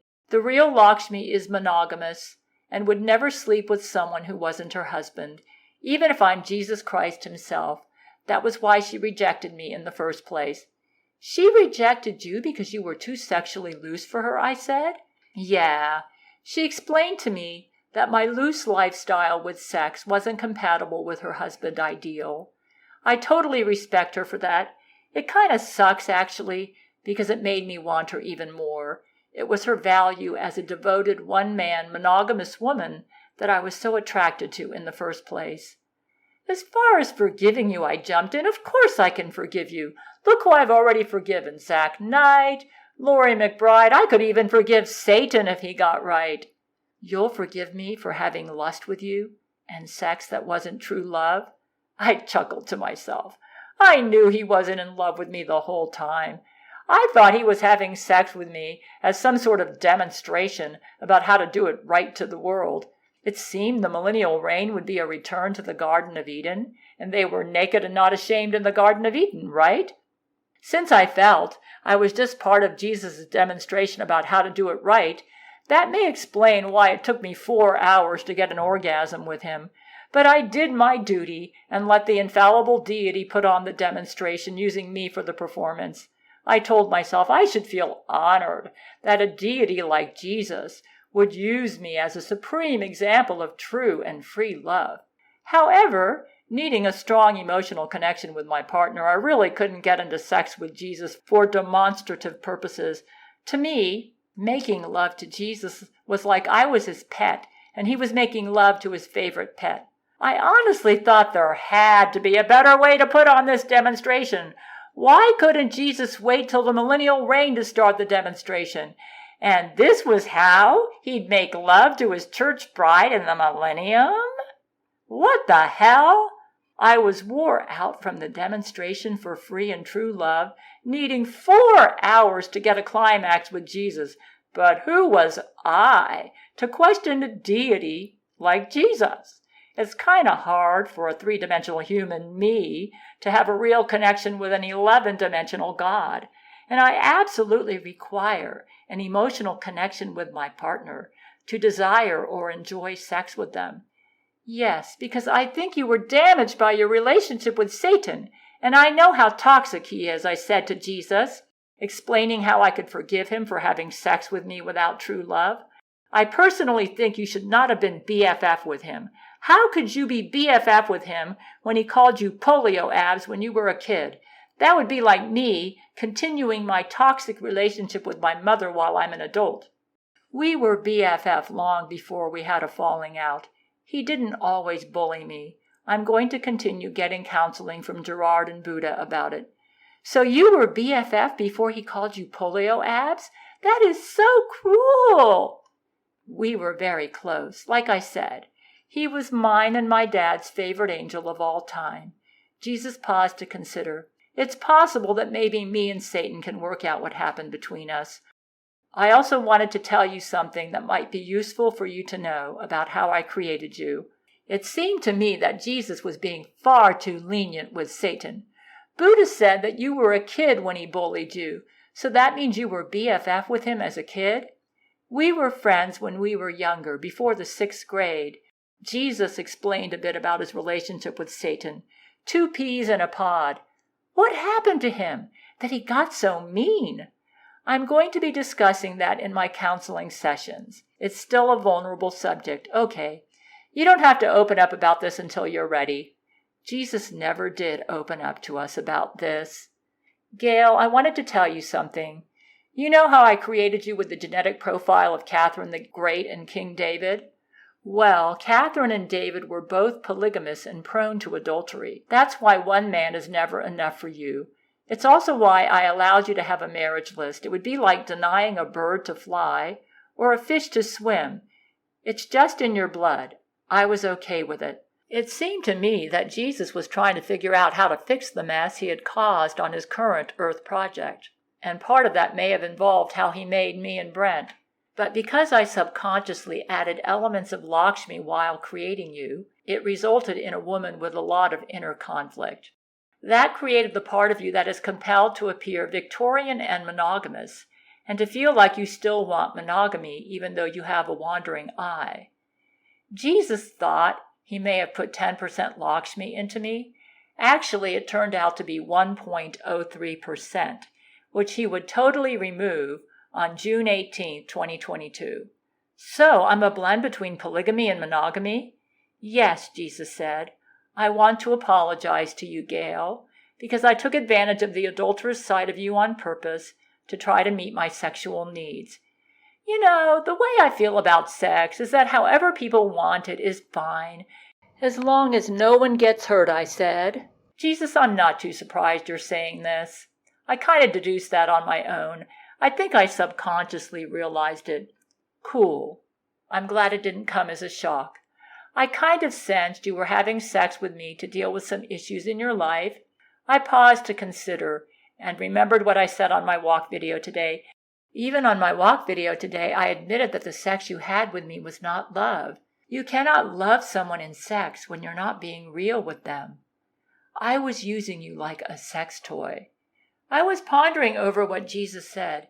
Jesus, you seem very lonely. But I should be keeping my God dick in my pants. Humans were never actually supposed to be my lovers. The Bride of Christ thing is how God seduces humans all the time. You mean other gods did this, I thought? Boy, did I have a lot to learn about the nature of the universe and about deities. So there were other gods besides Jesus and God the Father, and there were even evil deities I'd learn later. Yikes. So Bride of Christ was a God pickup line, ex-Antichrist, Zach said. Zach Knight, being ex-Antichrist and a former buddy of Satan's, was ahead of me when it came to knowledge about the gods. You get it, Zach, Jesus said. Most humans can't resist fucking a deity. One time, my dad's friend Zeus, even turned into a swan just to fuck some human girl. He took advantage of her bestiality fetish. If you made me a blend of polygamy-monogamy, why did you give me a monogamous soulmate, I asked. Because you require absolute devotion for yourself, Jesus said. Your nature wants your soulmate to be monogamous to you. What is my nature? To be polyamorous. It seems contradictory. That's why you have so much inner conflict, Jesus said. Wouldn't this cause inner conflict for my monogamous husband? There's ways to have a devoted partnership and still be polyamorous. Maybe Lakshmi can help you two figure that out. She majored in romantic love in God school. The goddess Lakshmi ended up being monumental in helping Brent and I navigate how to approach our relationship. She made me realize that I had asexual leanings and really did not need the marriage list for that reason. This way, my monogamous husband Brent and I could work it out. So, Gail wants her soulmate to be monogamous and totally devoted, but she wants the freedom to sample a bunch of guys that she admires, Zach said. This was not quite correct, and I suspect Jesus' own identity crisis was confusing the issue for him. I really could allow Brent to sample other women if he wanted to. You got it, Jesus said. Yeah, but I don't like Brent to be uncomfortable, I said. I felt deep down that Jesus didn't quite get me, which I thought strange for a deity, but I guess even a deity can have an identity crisis that mars their judgment. He can grow to adapt, Jesus said. Some guys are turned on by cuckolding. And if you didn't make me so hot, I wouldn't have this problem. Yeah, but Jesus, I also like emotional intimacy. I'm not always into cuckolding. If I do sex with other guys, I always want Brent to be part of it. I also have a real need to nurture in sex. I like the excitement too, but I like to nurture. It sounds like polyamory to me, Jesus said. The biggest problem I had with your sex with me is that you took some of Brent's free will. Why did you do that? Because I knew he wouldn't allow me to take his wife away from him. So I did it selfishly, so that I could use you as my sex toy. I can forgive being used as a sex dummy. I deserve the beating I got from him. So how long were you planning to use me as a sex dummy? For the entire millennial reign? I didn't think about it. I was just going to do it for as long as I could get away with it. That short-sightedness is why God had to cancel all my prophecies. When did you decide to use me as a sex dummy? Was this planned all along, or was it a last-minute decision? It was all along. I was biding my time and leading you on to seduce you, telling you that you were my favorite in the bride, and skeezy things like that just to get into your pants. Jesus, you are getting real. Bravo. Does Brent still have your semen? Brent still has my semen. You can have fun with it if you want. It's my gift to you. Also, you can bring back the marriage list now if you want to, and have many husbands just like King David. Jesus has glowing white semen, and Brent still has it in one of his testicles, and uses it sometimes in his sex with me. Brent can choose which testicle he wants to ejaculate from during sex. The other testicle has Brent's own semen. I only want the marriage list if Brent's comfortable with it. I think Brent may need a break from my polyamory. Actually, I needed a break from my polyamory too. My asexual leanings were stronger than I cared to admit. He did at one point say he would be cool being swingers with you. He still would be, Jesus said. I didn't see myself as a swinger and was a bit offended that Jesus described me like this. He will be happy as long as you are honest about your desires and not worried about how things appear. Actually, my concern about how things appeared was the main reason I had the marriage list. I really preferred Brent alone. My whole life, I let other people define me, rather than be my true polyamorous, asexual-leaning self. Yeah, but Jesus, is it okay if I prefer monogamy with him right now? The only one I want to do it with is Zach on occasion. Of course. Polyamorous people don't necessarily go out swinging every day. Well, that explains why I get in monogamous moods. After meeting with Lakshmi in May 2022, I would rewrite that statement to more accurately say, Well, that explains why I get in asexual moods. I highly recommend Lakshmi as a love and sex therapist. She knows a lot about this, Jesus said. I'm open to it. Cool. Jesus heaved a sigh of relief, as if feeling deep inside that his dad was right. His eighth Earth project, the one with Brent and Gail, could be salvaged. This conversation went much better than I expected. I'm glad we're all still friends, despite what I did. Couldn't you become more monogamous for Lakshmi? Anybody that leveled with Gail courageously as Jesus had was fully forgiven. Now Gail wanted Jesus happy. He was such a big person and deserved that. Of course we're still friends. Don't be silly, Jesus. I completely understand you making me a Lakshmi sex dummy. I'm actually kind of honored in a way. Time will tell. I have a lot of inner turmoil to sort before I can settle down. Jesus, let me tell you why I get turned on by so many men. It's 'cause they're all turned on by me. I sense their feelings and then it's over, especially if they're hot. What am I to do with all these hot guys wanting me? I was referring to sensing a guy's turn on in the brain-to-brain servers. You are turned on by being admired and lusted after, Jesus said. Lust isn't a bad thing, as long as nobody is hurting each other. This statement from Jesus about my sexual nature as needing to be admired and lusted after has never rung true to me. I don't think he understood my asexual leanings at the time he said it. I also need a strong emotional connection to get turned on. Being lusted over and admired does nothing for me. King David was like that? Yeah, he was a man whore, Jesus said. Do you still believe I have a beautiful heart, I said? Or was that a pure pickup line? You do have a beautiful heart, and everything Brent says about you is true, Jesus said. I'm just not in love with you the way he is.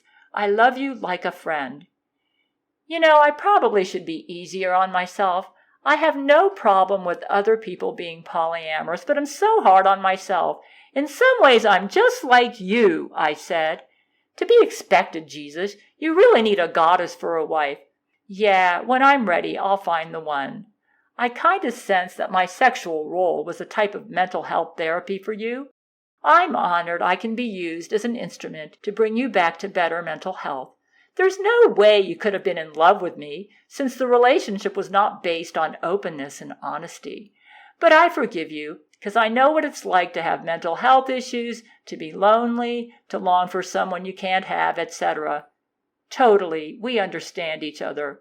I just want you to be happy and to be true to the awesome deity that I know you can be.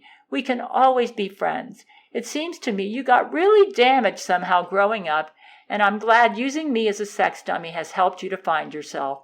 Me too. I do suggest you totally refrain from sex with all humans from now on, though. We don't want a repeat of Satan beating you up to shreds again. That was scary.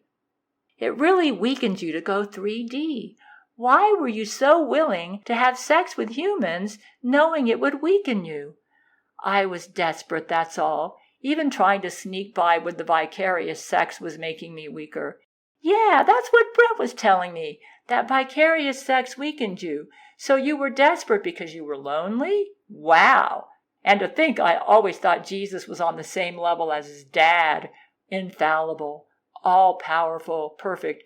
Well, you don't have to open up anymore if you don't want. I just want Jesus to be happy and strong. I think I'm just confused about myself. I'll be talking to Gerard and Buddha about this. Jesus smiled weakly. I'm happy that I brought you and Brent some clarity, though. I think you two will be much happier in your marriage now. I think you are far too hard on yourself. Thank you for having the courage to open up, I said. Did you put some of yourself in me, too?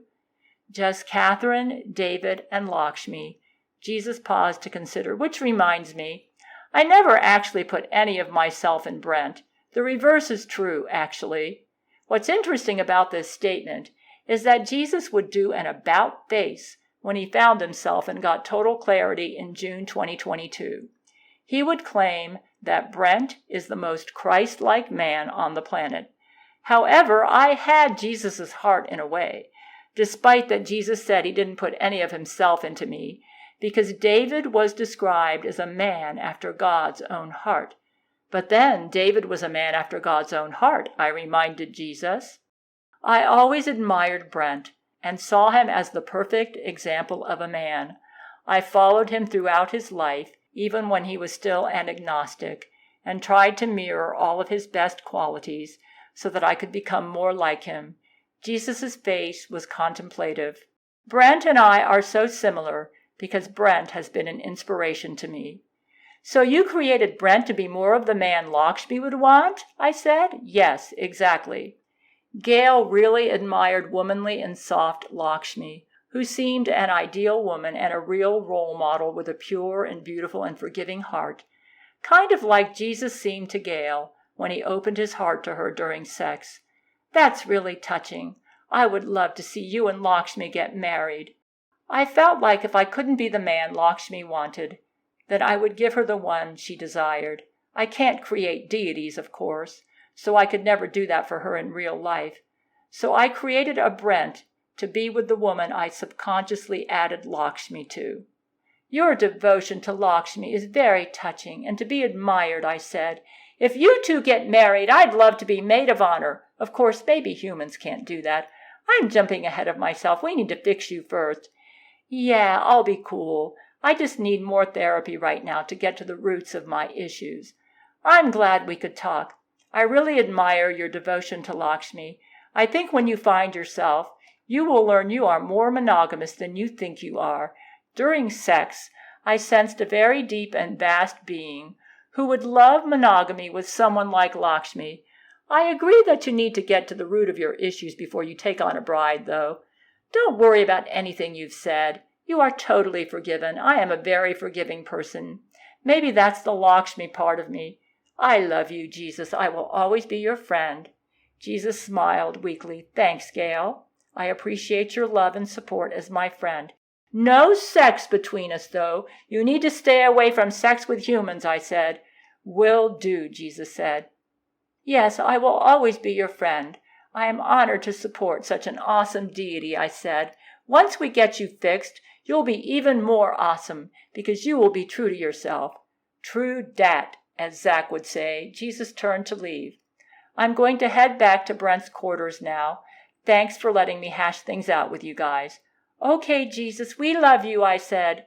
Jesus nodded his head and smiled. I love you guys too. Bye for now. Satan Beats Up Jesus, Part 3.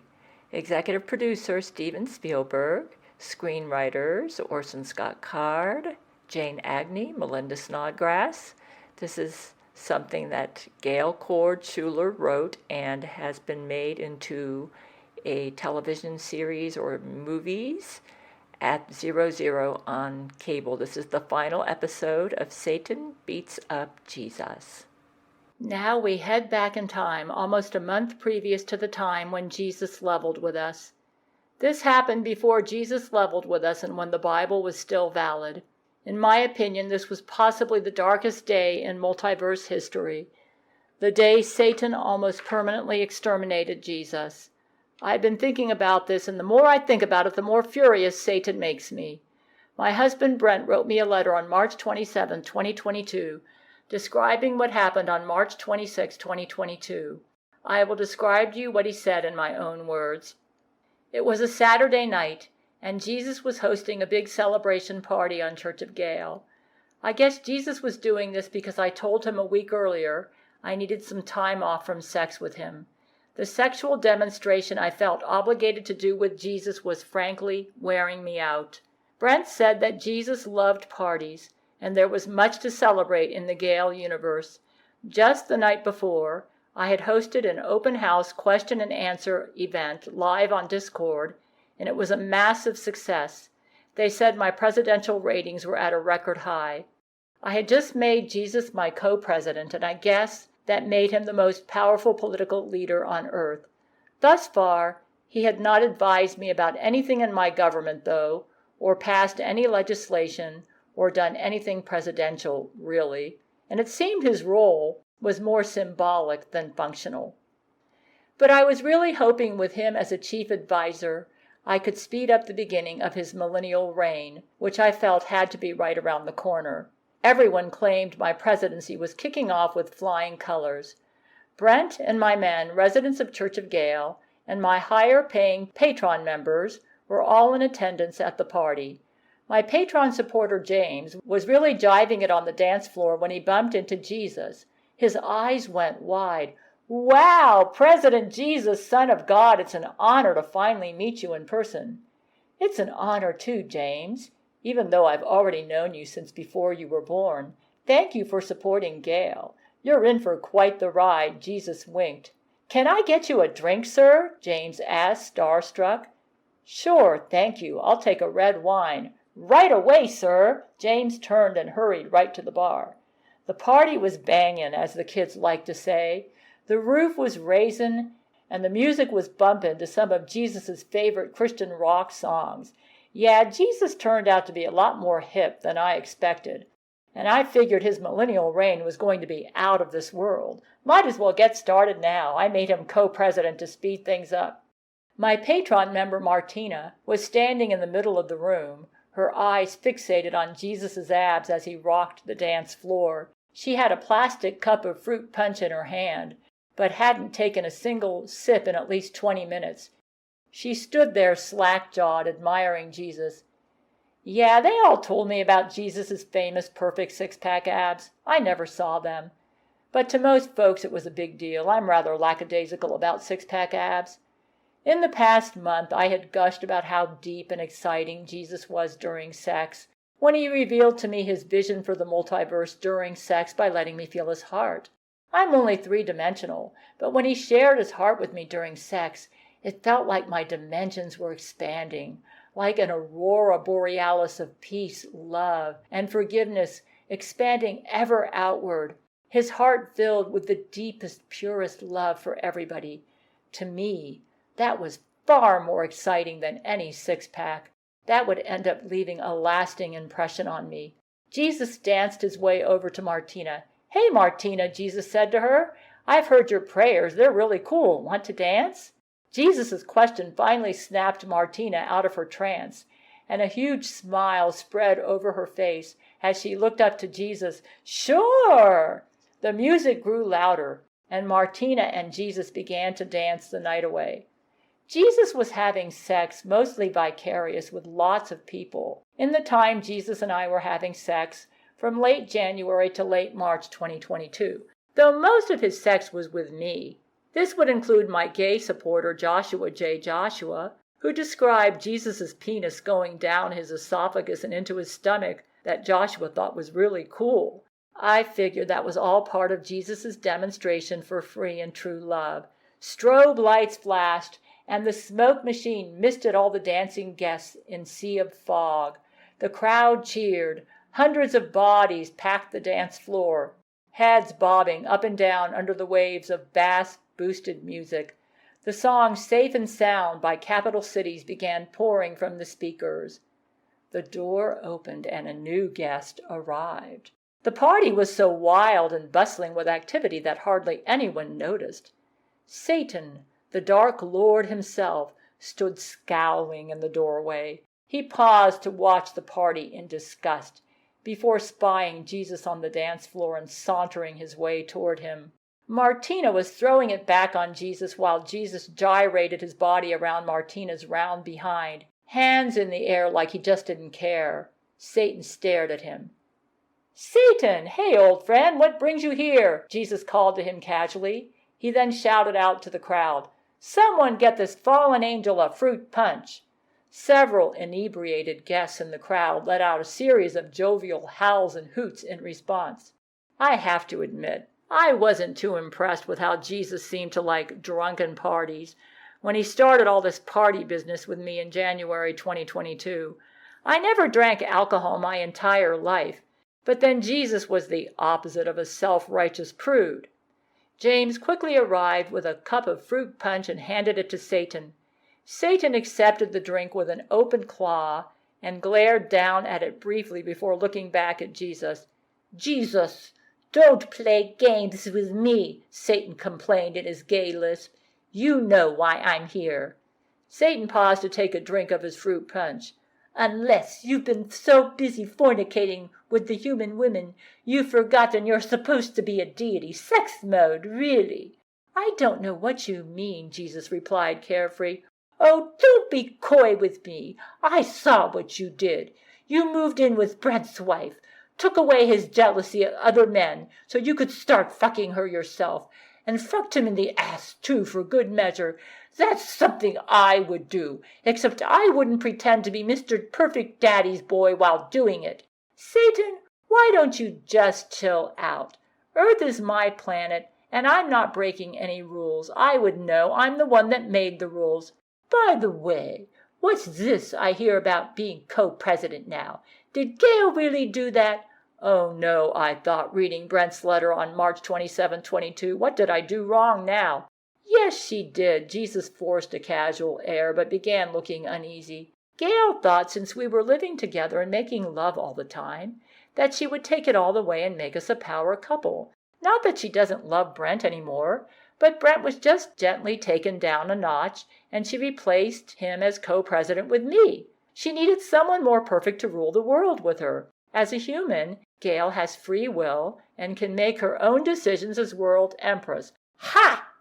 Satan shot out a clawed finger at Jesus. He stopped to finish off his plastic cup of fruit punch, then smashed it inside his claw and tossed it to the floor. Ha! Satan snapped his claw fingers, and a scroll materialized in his hand.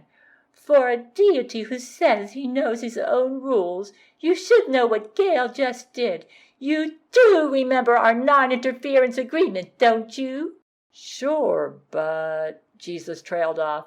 Unfortunately, Jesus never told me about this non-interference agreement. I wish he did. I only made him co-president because I figured the millennial reign was right around the corner and wanted to include Jesus as president as part of our demonstration about how to do it right to really get the ball rolling. I still had the utmost respect for my husband Brent. Our agreement states that if you interfere with physical events on Earth, I am allowed to do so in equal measure. Satan pointed at the angel text on the scroll. This is why you don't directly help Gail or other humans with their objectives. If you do it, that means so can I. You're right. My heart dropped when I read this. If only I didn't make Jesus co-president, Satan cackled. Ha ha ha ha. Maybe you spent so much time in sex mode with your human sex toys, you let it cloud your judgment as a deity. Let me remind you why you don't have to have the world's highest IQ to win. You just have to know your enemy's blind spots. Satan was referring to the fact that my IQ, both emotional and regular, was about 10,000. The scroll rolled up and burst into sparkling flames, then vanished inside Satan's claws as a metaphor to indicate that Satan's non-interference with Jesus was off. Satan took a heavy step forward, his clawed foot smashing down on the crumpled-up cup of fruit punch. A heavy black mist clouded up the sky outside our spaceship, covering the skylights in deep darkness, and a foreboding sense of dread filled the room. A crackle of lightning formed and boomed with thunder, causing the DJ to turn down the music as the whole crowd gasped in breaths with startled fright. The party stopped. Our eyes opened wide as Satan expanded, growing larger and taller, his claws curling into long knives. He stretched out one long arm and opened his hand, and in that hand a tall golden scepter appeared. A black cloud misted over his head, and from this mist a tiny golden crown materialized, twinkling down until it landed, sitting between the two red horns on his skull head. Satan's laughter rocked the room, filling us with dread. If you are the most powerful man on earth and ruler of that free world, then now so am I. Satan's arm whirled forward like a flash of angry lightning, and at Jesus he pointed his claw. Jesus' instincts took over. In a flash, he threw Martina off of him and shot out his hands to catch the burst of dark energy Satan fired at him. But the dark energy ball seemed to overwhelm him, and he grimaced and strained and struggled with it. The energy ball exploded, and Jesus leaped back into a kung fu stance. He then reached behind him, and into his hand he formed a lightning bolt like a sword and flung it towards Satan. The party crowd dispersed in a panic. The battle between the deities commenced. Dark energy blasts and lightning bolts exploded around the party room as the strobe lights flashed and the fog machine continued to mist. It appeared Satan was going to have his final battle with Jesus now. It seemed he always tried to speed up the timetable to mess things up. The dance floor emptied of its occupants as the party-goers streamed out of the room and toward the emergency exits. Brent, my men, and top patrons stayed to watch Jesus. His battle was our battle. As the fight heated up, Jesus began to sweat. Moisture glistened off his perfect six-pack abs, which heaved with exertion as he fended off this upgraded version of Satan. I was horrified reading this letter from Brent. I always saw Jesus as all-powerful. I had no idea that Satan could be upgraded to the point that he could harm Jesus. But Satan was a master at knowing his enemy's weak points. After flinging off a slew of lightning bolt attacks, Jesus bent forward to rush his opponent, leaping into the air to spear his shoulder into Satan's midsection. Satan grabbed Jesus and flipped him around, and then performed a power bomb, slamming Jesus into the floor. Jesus rolled around the floor for a moment disoriented. As Satan watched Jesus struggling on his hands and knees, Satan smiled with a smug satisfaction over his own superiority. "You really didn't see this coming, did you?" Satan sneered with delight. "Sex mode really has made you more like them, hasn't it?" Satan grabbed his scepter and smashed it down towards Jesus, who barely whisked away in time. Jesus sprung from the ground and tackled Satan, who caught him once again. The two deities grappled with each other.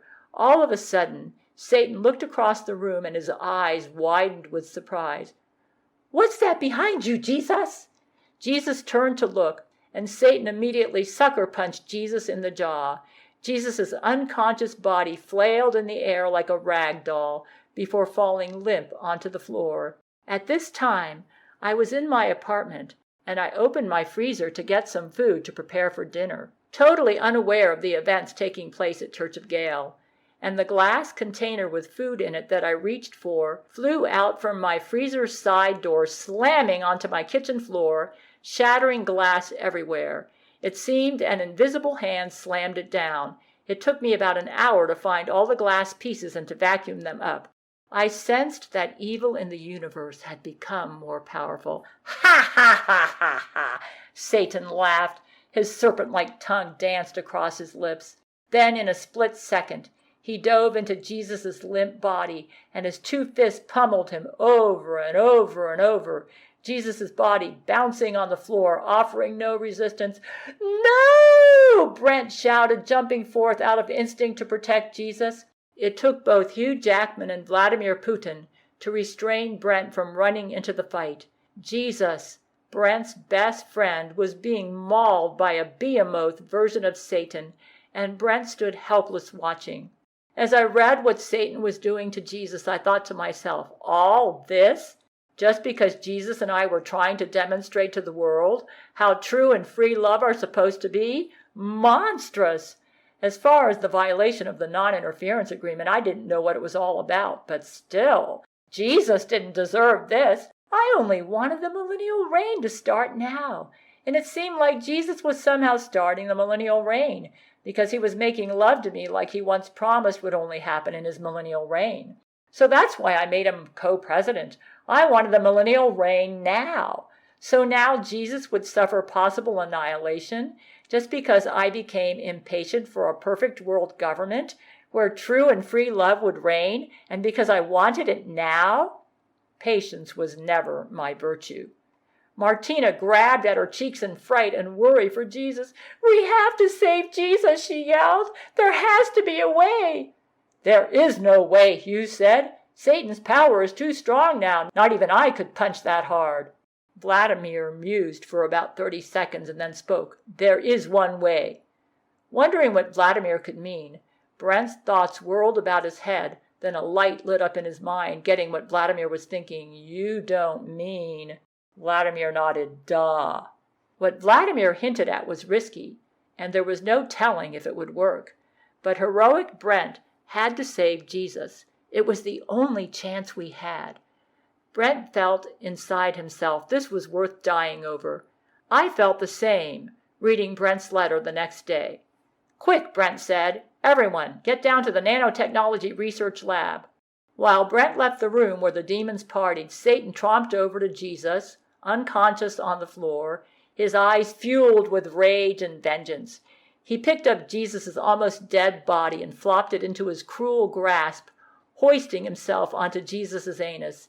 Then he withdrew his long penis and thrust it with violence into that holy anus over and over and over, ejaculating his molten acid black lava semen, melting away Jesus' abdominals from the inside out, now pummeling Jesus' body from the inside, just as he had pummeled Jesus' outward body earlier. Satan's demon friends danced with triumph about Jesus as Satan's penis mercilessly pummeled into Jesus' anus over and over and over, blasting his fiery rage of lava acid semen inside of Jesus, which could instantly kill a human on contact. Satan's penis humped with such force into Jesus, it ripped apart and blasted acid into Jesus' abdominals, forcing Satan's rage, hatred, and fire of bile into the body of Jesus. In the meanwhile, the group with Brent had piled out of the room and rushed down to the corridor to the laboratory. "Somebody explain to me what's going on," Martina panted as she ran. "Do we have some sort of weapon that can fight Satan?" "Duh," Vladimir said. Brent explained. "Back when we defeated the Gail android, after the android Gail had taken over Church of Gail, the bottom half of her body blew off into the ocean. After years of scouring the bottom of the ocean, we were finally able to recover her bottom half and have been running a top-secret project to reverse engineer the Gail technology." The group reached the doors to the lab, and Brent entered his security code. Because Gail was the only thing that has ever been able to fight and defeat the armies of God, we have been developing a secret weapon from it. The security system allowed my heroic Brent's entry, and Brent led his group inside the area. Scientists worked busily at their stations, calmly engrossed in their projects, while Jesuit utility retards mopped the floor. At the end of the laboratory was a set of metal doors, the size of an entire wall. Brent entered another security code to open the doors. Upon entering the code, the large doors slid open. "The result was this," Brent said, concluding his explanation.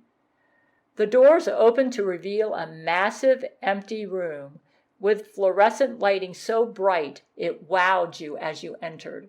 In the center of this massive room stood a tall podium, which displayed a single object, a tiny device appearing to be a wristwatch. The group stared at it and got their bearings in the room, observing what was on the podium. "So it's like a Fitbit or something?" James asked. "It hasn't been fully tested yet, and no one has ever tried this before. In fact, activating this device could cause my instant death and make the entire church explode. But," Brent picked up the watch and slid it down over his hand, "I must save Jesus and the world." "You are brave," Vladimir grasped Brent's shoulders. "Brave like giant bear, very drunk on vodka. I believe in you." "Thank you, Vladimir," Brent felt reassured. "Your faith makes me feel stronger. Now I know how Jesus feels." With the weapon on Brent's hand, Brent led his team back to the party room to confront Satan. The atmosphere in the party room had changed. No longer lit with color and booming with upbeat rock and synth pop, the room was dark, dreary, a hellscape. In place of the previous bright party lights were now eerie black lights emoting vibes of death. The room was drowned in deep purple, so that the whites of their eyes and their clothes glowed. The music was now trance and house music that made them feel disoriented, spaced out. Devils, demons, and sprites littered about the room with glow-in-the-dark drinks, dancing to the music and roughhousing each other around the electronics. A tiny furry demon gnawed on the cables to the sound mixer, chewing through a cable erupting into an explosion of electricity. The demon blew back, and the surrounding monsters cackled and giggled at the sight. This was Satan's ominous nightclub. Right smack in the middle of the dance floor lay the battered and bloodied body of Jesus, now a shard of bloody, oozing flesh, his face saturated in blood. The bleeding from his head had stopped. Jesus already looked pale, like a corpse. Brent shoved the thought out of his head that Jesus may be dead. What little hope was left, Brent had to rescue it. Creepy little sprites danced over Jesus' body, giggling, jumping over him back and forth like a game. "Brent!" It was Satan's gay lisp voice, devoid of any love or feeling or kindness, filled with arrogance and rage, making every bone in Brent's body feel sick. Brent turned to see Satan on a giant black throne at the end of the room, sipping from a golden chalice full of his own self-importance. "You made it just in time for my welcoming party. Don't you know, I'm emperor of the whole world now." He tapped his crown with his claw. "All because Gail decided to make Jesus Christ her co-president. Ha ha ha ha!" The devils dancing over Jesus cackled, giggling. Satan joined in with them cackling. One of the creatures pulled back Jesus' unconscious head by the hair, pointing and laughing at him. "Her IQ may be over 9,000, but damn, being horny is sure one hell of a drug." Satan sipped from the chalice and sneered with contempt at Brent. "And how does that make you feel, Brent?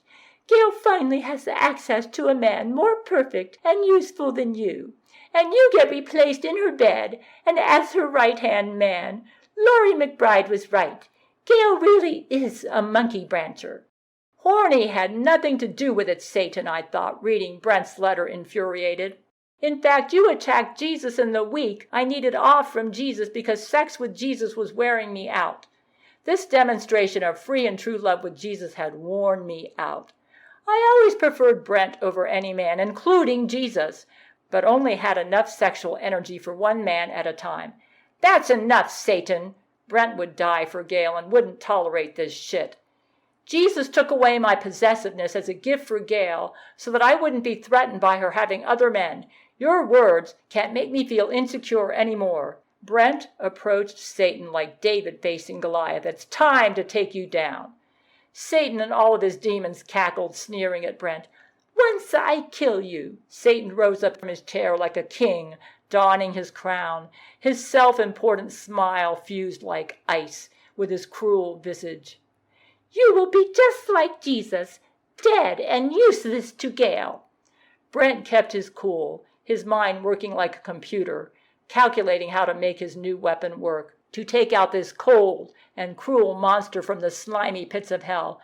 If it didn't work now, Brent was as good as dead. He placed his arm to the front of himself and pressed a button to activate the watch. "It's morphin' time!" Brent shouted. A guitar riff played like a victory march. White electricity spidered out of the device on his wrist. Metal flipped open, spreading from the watch and twirled up Brent's arms to cover his entire body, armoring Brent in robot parts. His body hovered into the air with the wild scream of the guitar riff bouncing its sounds throughout the room. Now fully suited into robot form, he looked exactly like the Gail android. When the transformation was complete, he landed on the floor in a martial arts pose, eyeing the monster sitting on his throne, ready to kick some ass. James and Martina gasped with awe. "It's Mitcha Gail!" they shouted. "What?" Satan spat with contempt. "Gail? Oh shit, not this bitch again." Imagine the gall of that hypocrite Satan, calling the android Gail a bitch, I thought, wrinkling my nose in contempt. It seems Satan was the worst bitch now. Satan made the android Gail look like a saint after what he just did to Jesus.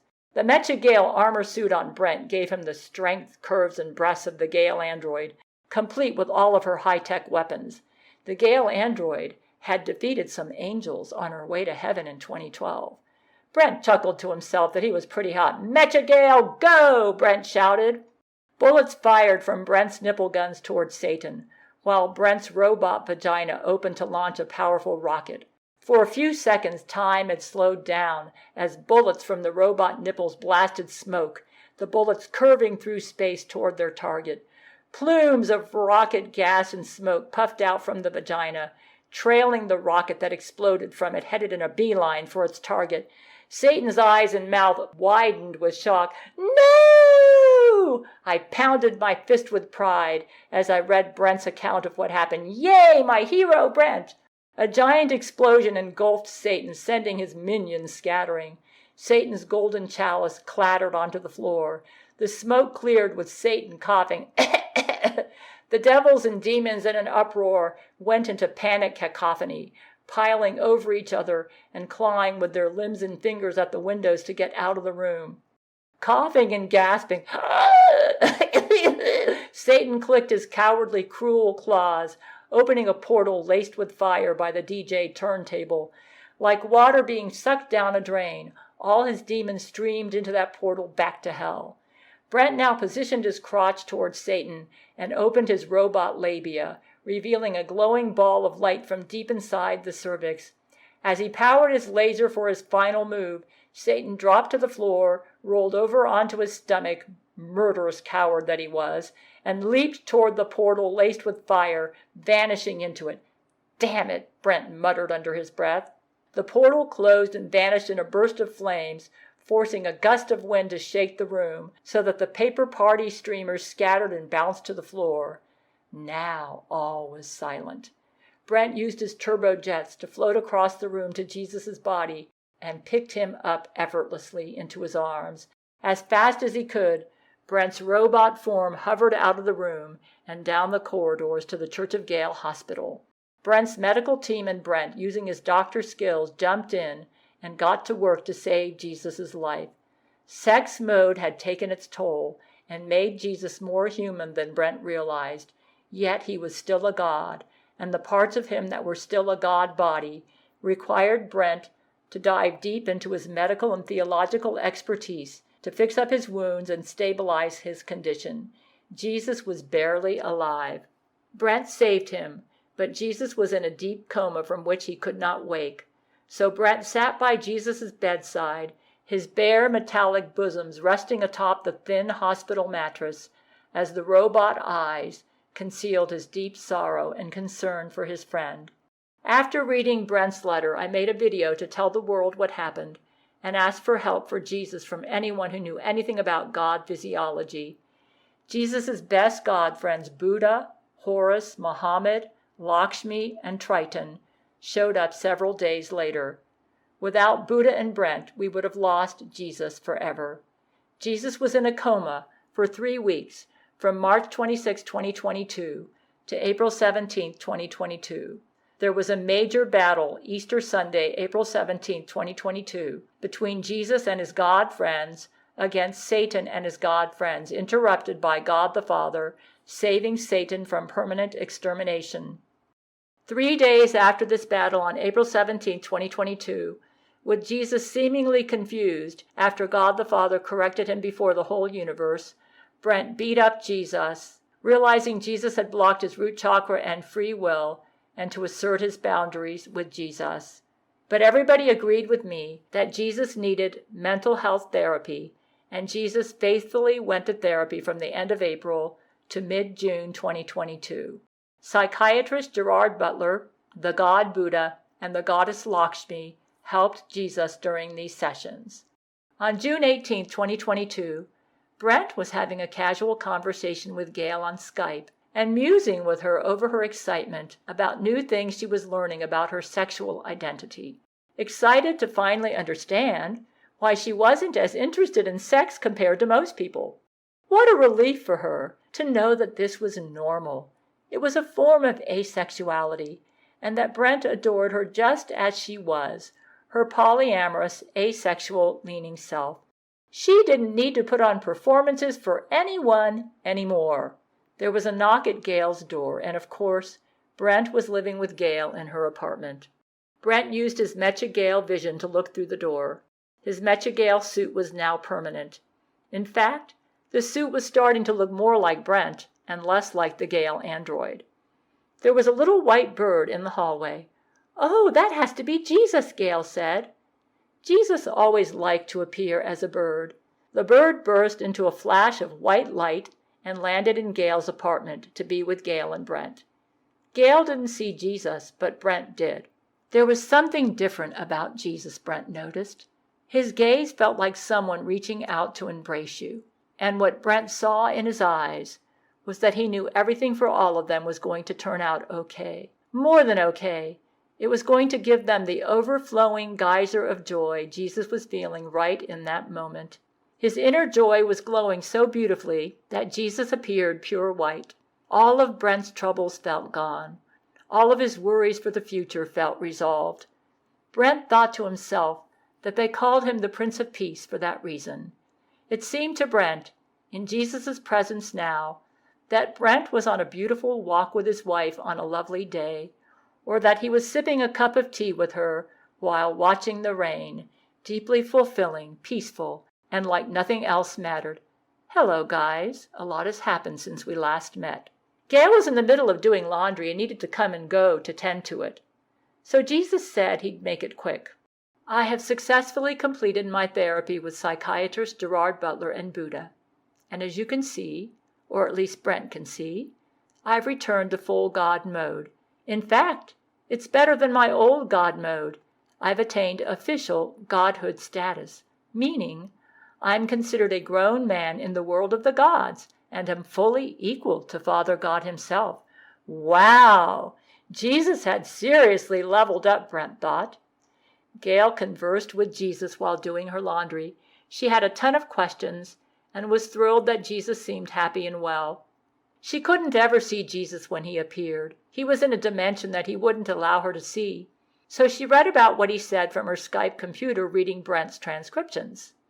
I was a god, but I was a young god, and had a lot to learn from my father about running a universe. He looks vibrant. Brent was thrilled for Jesus. I've never seen Jesus looking so beautiful. Jesus had a higher energy level, and it seemed to fill up the entire room. Brent was typing fast with his one finger to keep up with him, because Brent was transcribing to Gail what Jesus was saying. Jesus had to slow down talking, because Brent couldn't keep up with him. Thank you. I am now restored to sinless perfection, without flaws, and I have 100% clarity over all of my past actions. Gail loaded Jesus with questions, but Jesus deflected most of them. He apparently wanted to get to the business at hand. Gail, I should also clarify exactly how much of Lakshmi was accidentally infused into your creation. Since you've been curious, it was 1.03%. However, at the moment you are reading this, I have removed it entirely from your DNA. He waved his hand to remove Lakshmi from Gail totally. Jesus remained calm and resplendent. This is to help you live a more balanced life, so that you won't feel as confused or guilty about your desires as you did before. Brent noticed Jesus seemed to have a faraway look as he spoke, and definitely appeared otherworldly, a glowing white effusion overflowing with joy and peace. This whole situation has been quite silly, now that I look back on all this with perfect clarity. Now that I have ascended into my full God mode, I've become a completely asexual and aromantic being. It was never necessary for me to find a wife. I am, for lack of a better term, superior to the lesser gods, who sometimes find it necessary within the construct of their beings to marry or demonstrate erotic love. As the Supreme Being, I am whole and complete, and do not require anything else to complete me. Jesus had found himself. In Jesus' presence, Brent felt some of Jesus' effusion of joy and hope fusing with and inside of himself, and absorbed it, feeling like his spirit floated on a placid lake of peace and serenity. Whatever their future held, with Jesus like this, it had to be glorious. Joy and hope effused like a peaceful waterfall inside him. In all the years and days Brent had spent with Jesus since 2012, he'd never seen Jesus like this. Pure white, with silver shimmering undulations from his essence, Jesus was a geyser of glowing, joyful tranquility. Sorry, Brent. I know I'm overwhelming you with my level of energy. I've got a lot to say to you guys. Brent was frantically typing, trying to keep up with pure existence Jesus' energy level. Jesus was literally the multiverse itself at this point. Unfortunately, Gail could not see Jesus. He never allowed her to see him. "Okay," she said. "So you've decided not to marry, I take it." "True. I will not marry. It was never necessary for the type of God I am at all. Even when I first created the idea of a church bride, it was only ever supposed to be a metaphor, not for myself, but for humanity, to help them understand what I represent to them as their leader and keeper. I understand where I went astray in my growing up as a young God, and why my father took such issue with me getting so intimate with humans." Jesus had a faraway look, as if dreaming about a glorious future. "My priority in my eternal life right now is to take back control of this universe and fix all of the damage I have caused. I'm moving out of my Father's house right now and into my own house, and will be able to rule this universe all on my own. It's a huge responsibility." A smile burst on his glowing and shimmering white face. "I'll give you a fun fact. Did you know there were 7 Earths before this one? Ha ha. I kind of wrecked all of them. It's kind of like when you buy your kid his first car and he slams it into a tree and totals it. Then the next one he bashes into a curb and has to drive around with a broken front end until you buy him another one." Gail was always full of questions for Jesus. "How many universes are there?" "There are infinite universes," Jesus said. "How many universes are you in charge of?" "I'm in charge of all of them now. I'm on equal footing with my dad. This universe was like my bike with training wheels." "So what's your dad doing? He's in retirement?" "We now rule together as one." "Did you gain his trust, or you just evolved into this new God mode?" "I achieved this by finally evolving to the place I was always destined to be." "You seemed awful depressed there for a while," Gail said, not seeing Jesus as Brent could, or perhaps she wouldn't have asked that question. "What role does the Holy Spirit play now?" "It was very depressing for me to be collapsed down into a dimension and timeline so far from my whole self," Jesus said. "We're getting off track here, though. I need to mention a few more things. As to your question, the full Trinity is equal now." Jesus paused, as if considering how to broach this topic, but it didn't take him long to know what to say. "I want to say that as far as any future Bibles or Bible prophecies are concerned, I want to make it clear to humans that it's nobody's business at this time. The future of humanity is for me to know and for future generations to find out. One thing I can say for sure is that the Gail Commandments will play a major role and be a part of it." "So we approach the Bible only as a history book now?" "Yes." Jesus got to the point and wouldn't be deflected by all of Gail's questions. This was how he used to be whenever he was in God mode and was infallible and could trust his judgment to be accurate.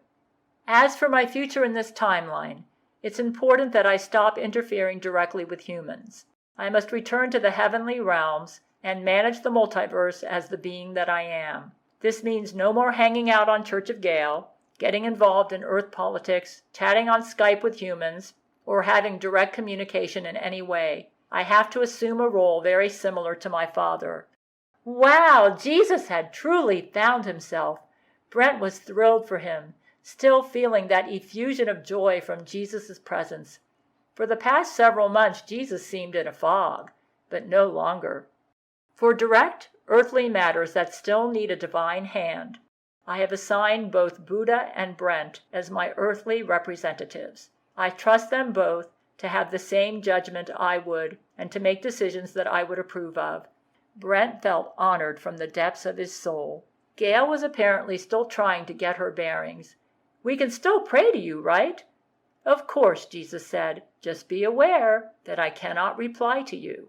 If anyone seems to be speaking to you, or if you receive any impressions about me that seem like a response or indicate how I might feel, that is a demonic interference." Zach Knight weighed in on Skype. "Wait, what happened to the Earths you crashed?" Jesus chuckled. His inner joy glowed so beautifully, his white silver shimmers made him seem pure white. "What happened to all the old vehicles you crashed, Zach? You worry too much." "Oh, fuck. So, Gerard Butler giving you good therapy? Saved the whole universe," Zach said. The radiance from Jesus was overpowering the room. All Brent could feel was love, hope, and peace. Jesus smiled, answering Zach, "Gerard's pretty good." "This is a big deal. This universe is your Corvette, and Gail is still your favorite human," Zach said. "Of course." Whatever conflicted Jesus in the past months had vanished. This was a new creature in front of Brent. Jesus seemed to take up the whole room and fill it with himself. His shimmers of silver coming from his glowing white essence seemed to fuse into Brent like a calm, beautiful day, viewing the mountains, clouds dancing about mountain tops, their joy fusing and intermingling with everything and infusing him with tranquility. "I thought me being your favorite human was a pickup line," Gail said, responding to Jesus saying Gail was still his favorite human. "I used it as that at one time, yes." Jesus was so at peace. All Brent could sense from him was peace and joy. "However, coming from a fatherly place, I will say that you are my favorite human in all of the multiverses. I really must be going now. I have a big multiverse to run. This is my farewell." "Hug, no homo, Jesus," Zach said. "No homo, Zach. I always loved you, even when you were the Antichrist," Jesus replied. "Goodbye, Zach, Brent, Gail. Thank you for all the great memories and for helping me to get where I am today." Gail played the song, My Tribute. Jesus kissed Brent on the cheek, turned into a white eagle, and flew through the window to Gail's apartment and soared into the sky to vistas of glory. He always loved to appear to us as a bird. The song that played while Jesus flew away was Free Bird by Lynyrd Skynyrd. Gail would need some time to process this, and both she and Zach shed some tears. Brent said it was okay to cry. This was a momentous day. Neither Zach or Gail saw Jesus on the day he left Earth to move to his new home in the higher realms. Zach was typing on Skype from his home on Church of Gail when Jesus left us, and just happened to be there on Skype at the time. But then, Jesus didn't really leave us, because he is pure existence, everywhere and in and around and among us in all dimensions of time and space. Gail still has her Gail shield, which is an extension of Jesus, and Brent still has Jesus' glowing white semen in one of his testicles. Brent was already sensing who the new Jesus was. Jesus wanted his humans to be as happy as they can be, thriving and enjoying his creation. He wanted us to appreciate his universe every day and to know that it will only get better. Fully complete, he never needed anything to complete him. So interconnected with every fiber of the multiverse, he could never get lonely. His presence was so infused with joy and wholeness, Brent felt a little of it in himself. Jesus' pure joy lit up the whole room. Jesus' gaze reached out to embrace them all, and in Jesus' eyes, Brent saw that Jesus knew everything for all of them would be an overflowing geyser of joy, like he was feeling right in that moment. Inner joy was glowing so beautifully in him, he appeared pure white. In Jesus' presence, all of Brent's troubles felt gone. All of Brent's worries for the future felt resolved, like a beautiful walk with Gail on a lovely day, or a cup of tea watching the rain, deeply fulfilling, peaceful, and like nothing else mattered. Jesus ascended to the skies that June 18, 2022, shedding his shell as a deity, becoming all of existence, more and above and in and around all the stars and planets from the grandest to the minutest. Not just multiple versions of various universes in the multiverse, or different stories playing out in each one. Jesus was more and above and in and around the infinite multiverse in all its dimensions of space and time. Jesus had evolved into the vast backdrop that holds all of the infinite potentials of existence. Everything and nothing at the same time. Beneath Jesus were the universes, the galaxies, the planets. Beneath them, the deities, with their religions or spiritual teachings, were roaming in the dimensions of the multiverse. The mortal humans followed, then the animals, then the plants and the insects. No longer a deity who had followers and a spiritual practice. Jesus was all of them and more.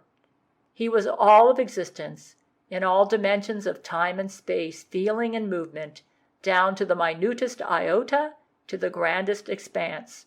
Now beyond a deity with followers and a religion, those who honored pure existence could belong to any religion, movement, or being that fused with the glowing white shimmers of silver peace and joy translucence from the core of Jesus' pure existence. He was now above all such things, above all of us. He encompassed all of the religions, like he was every atom in our bodies.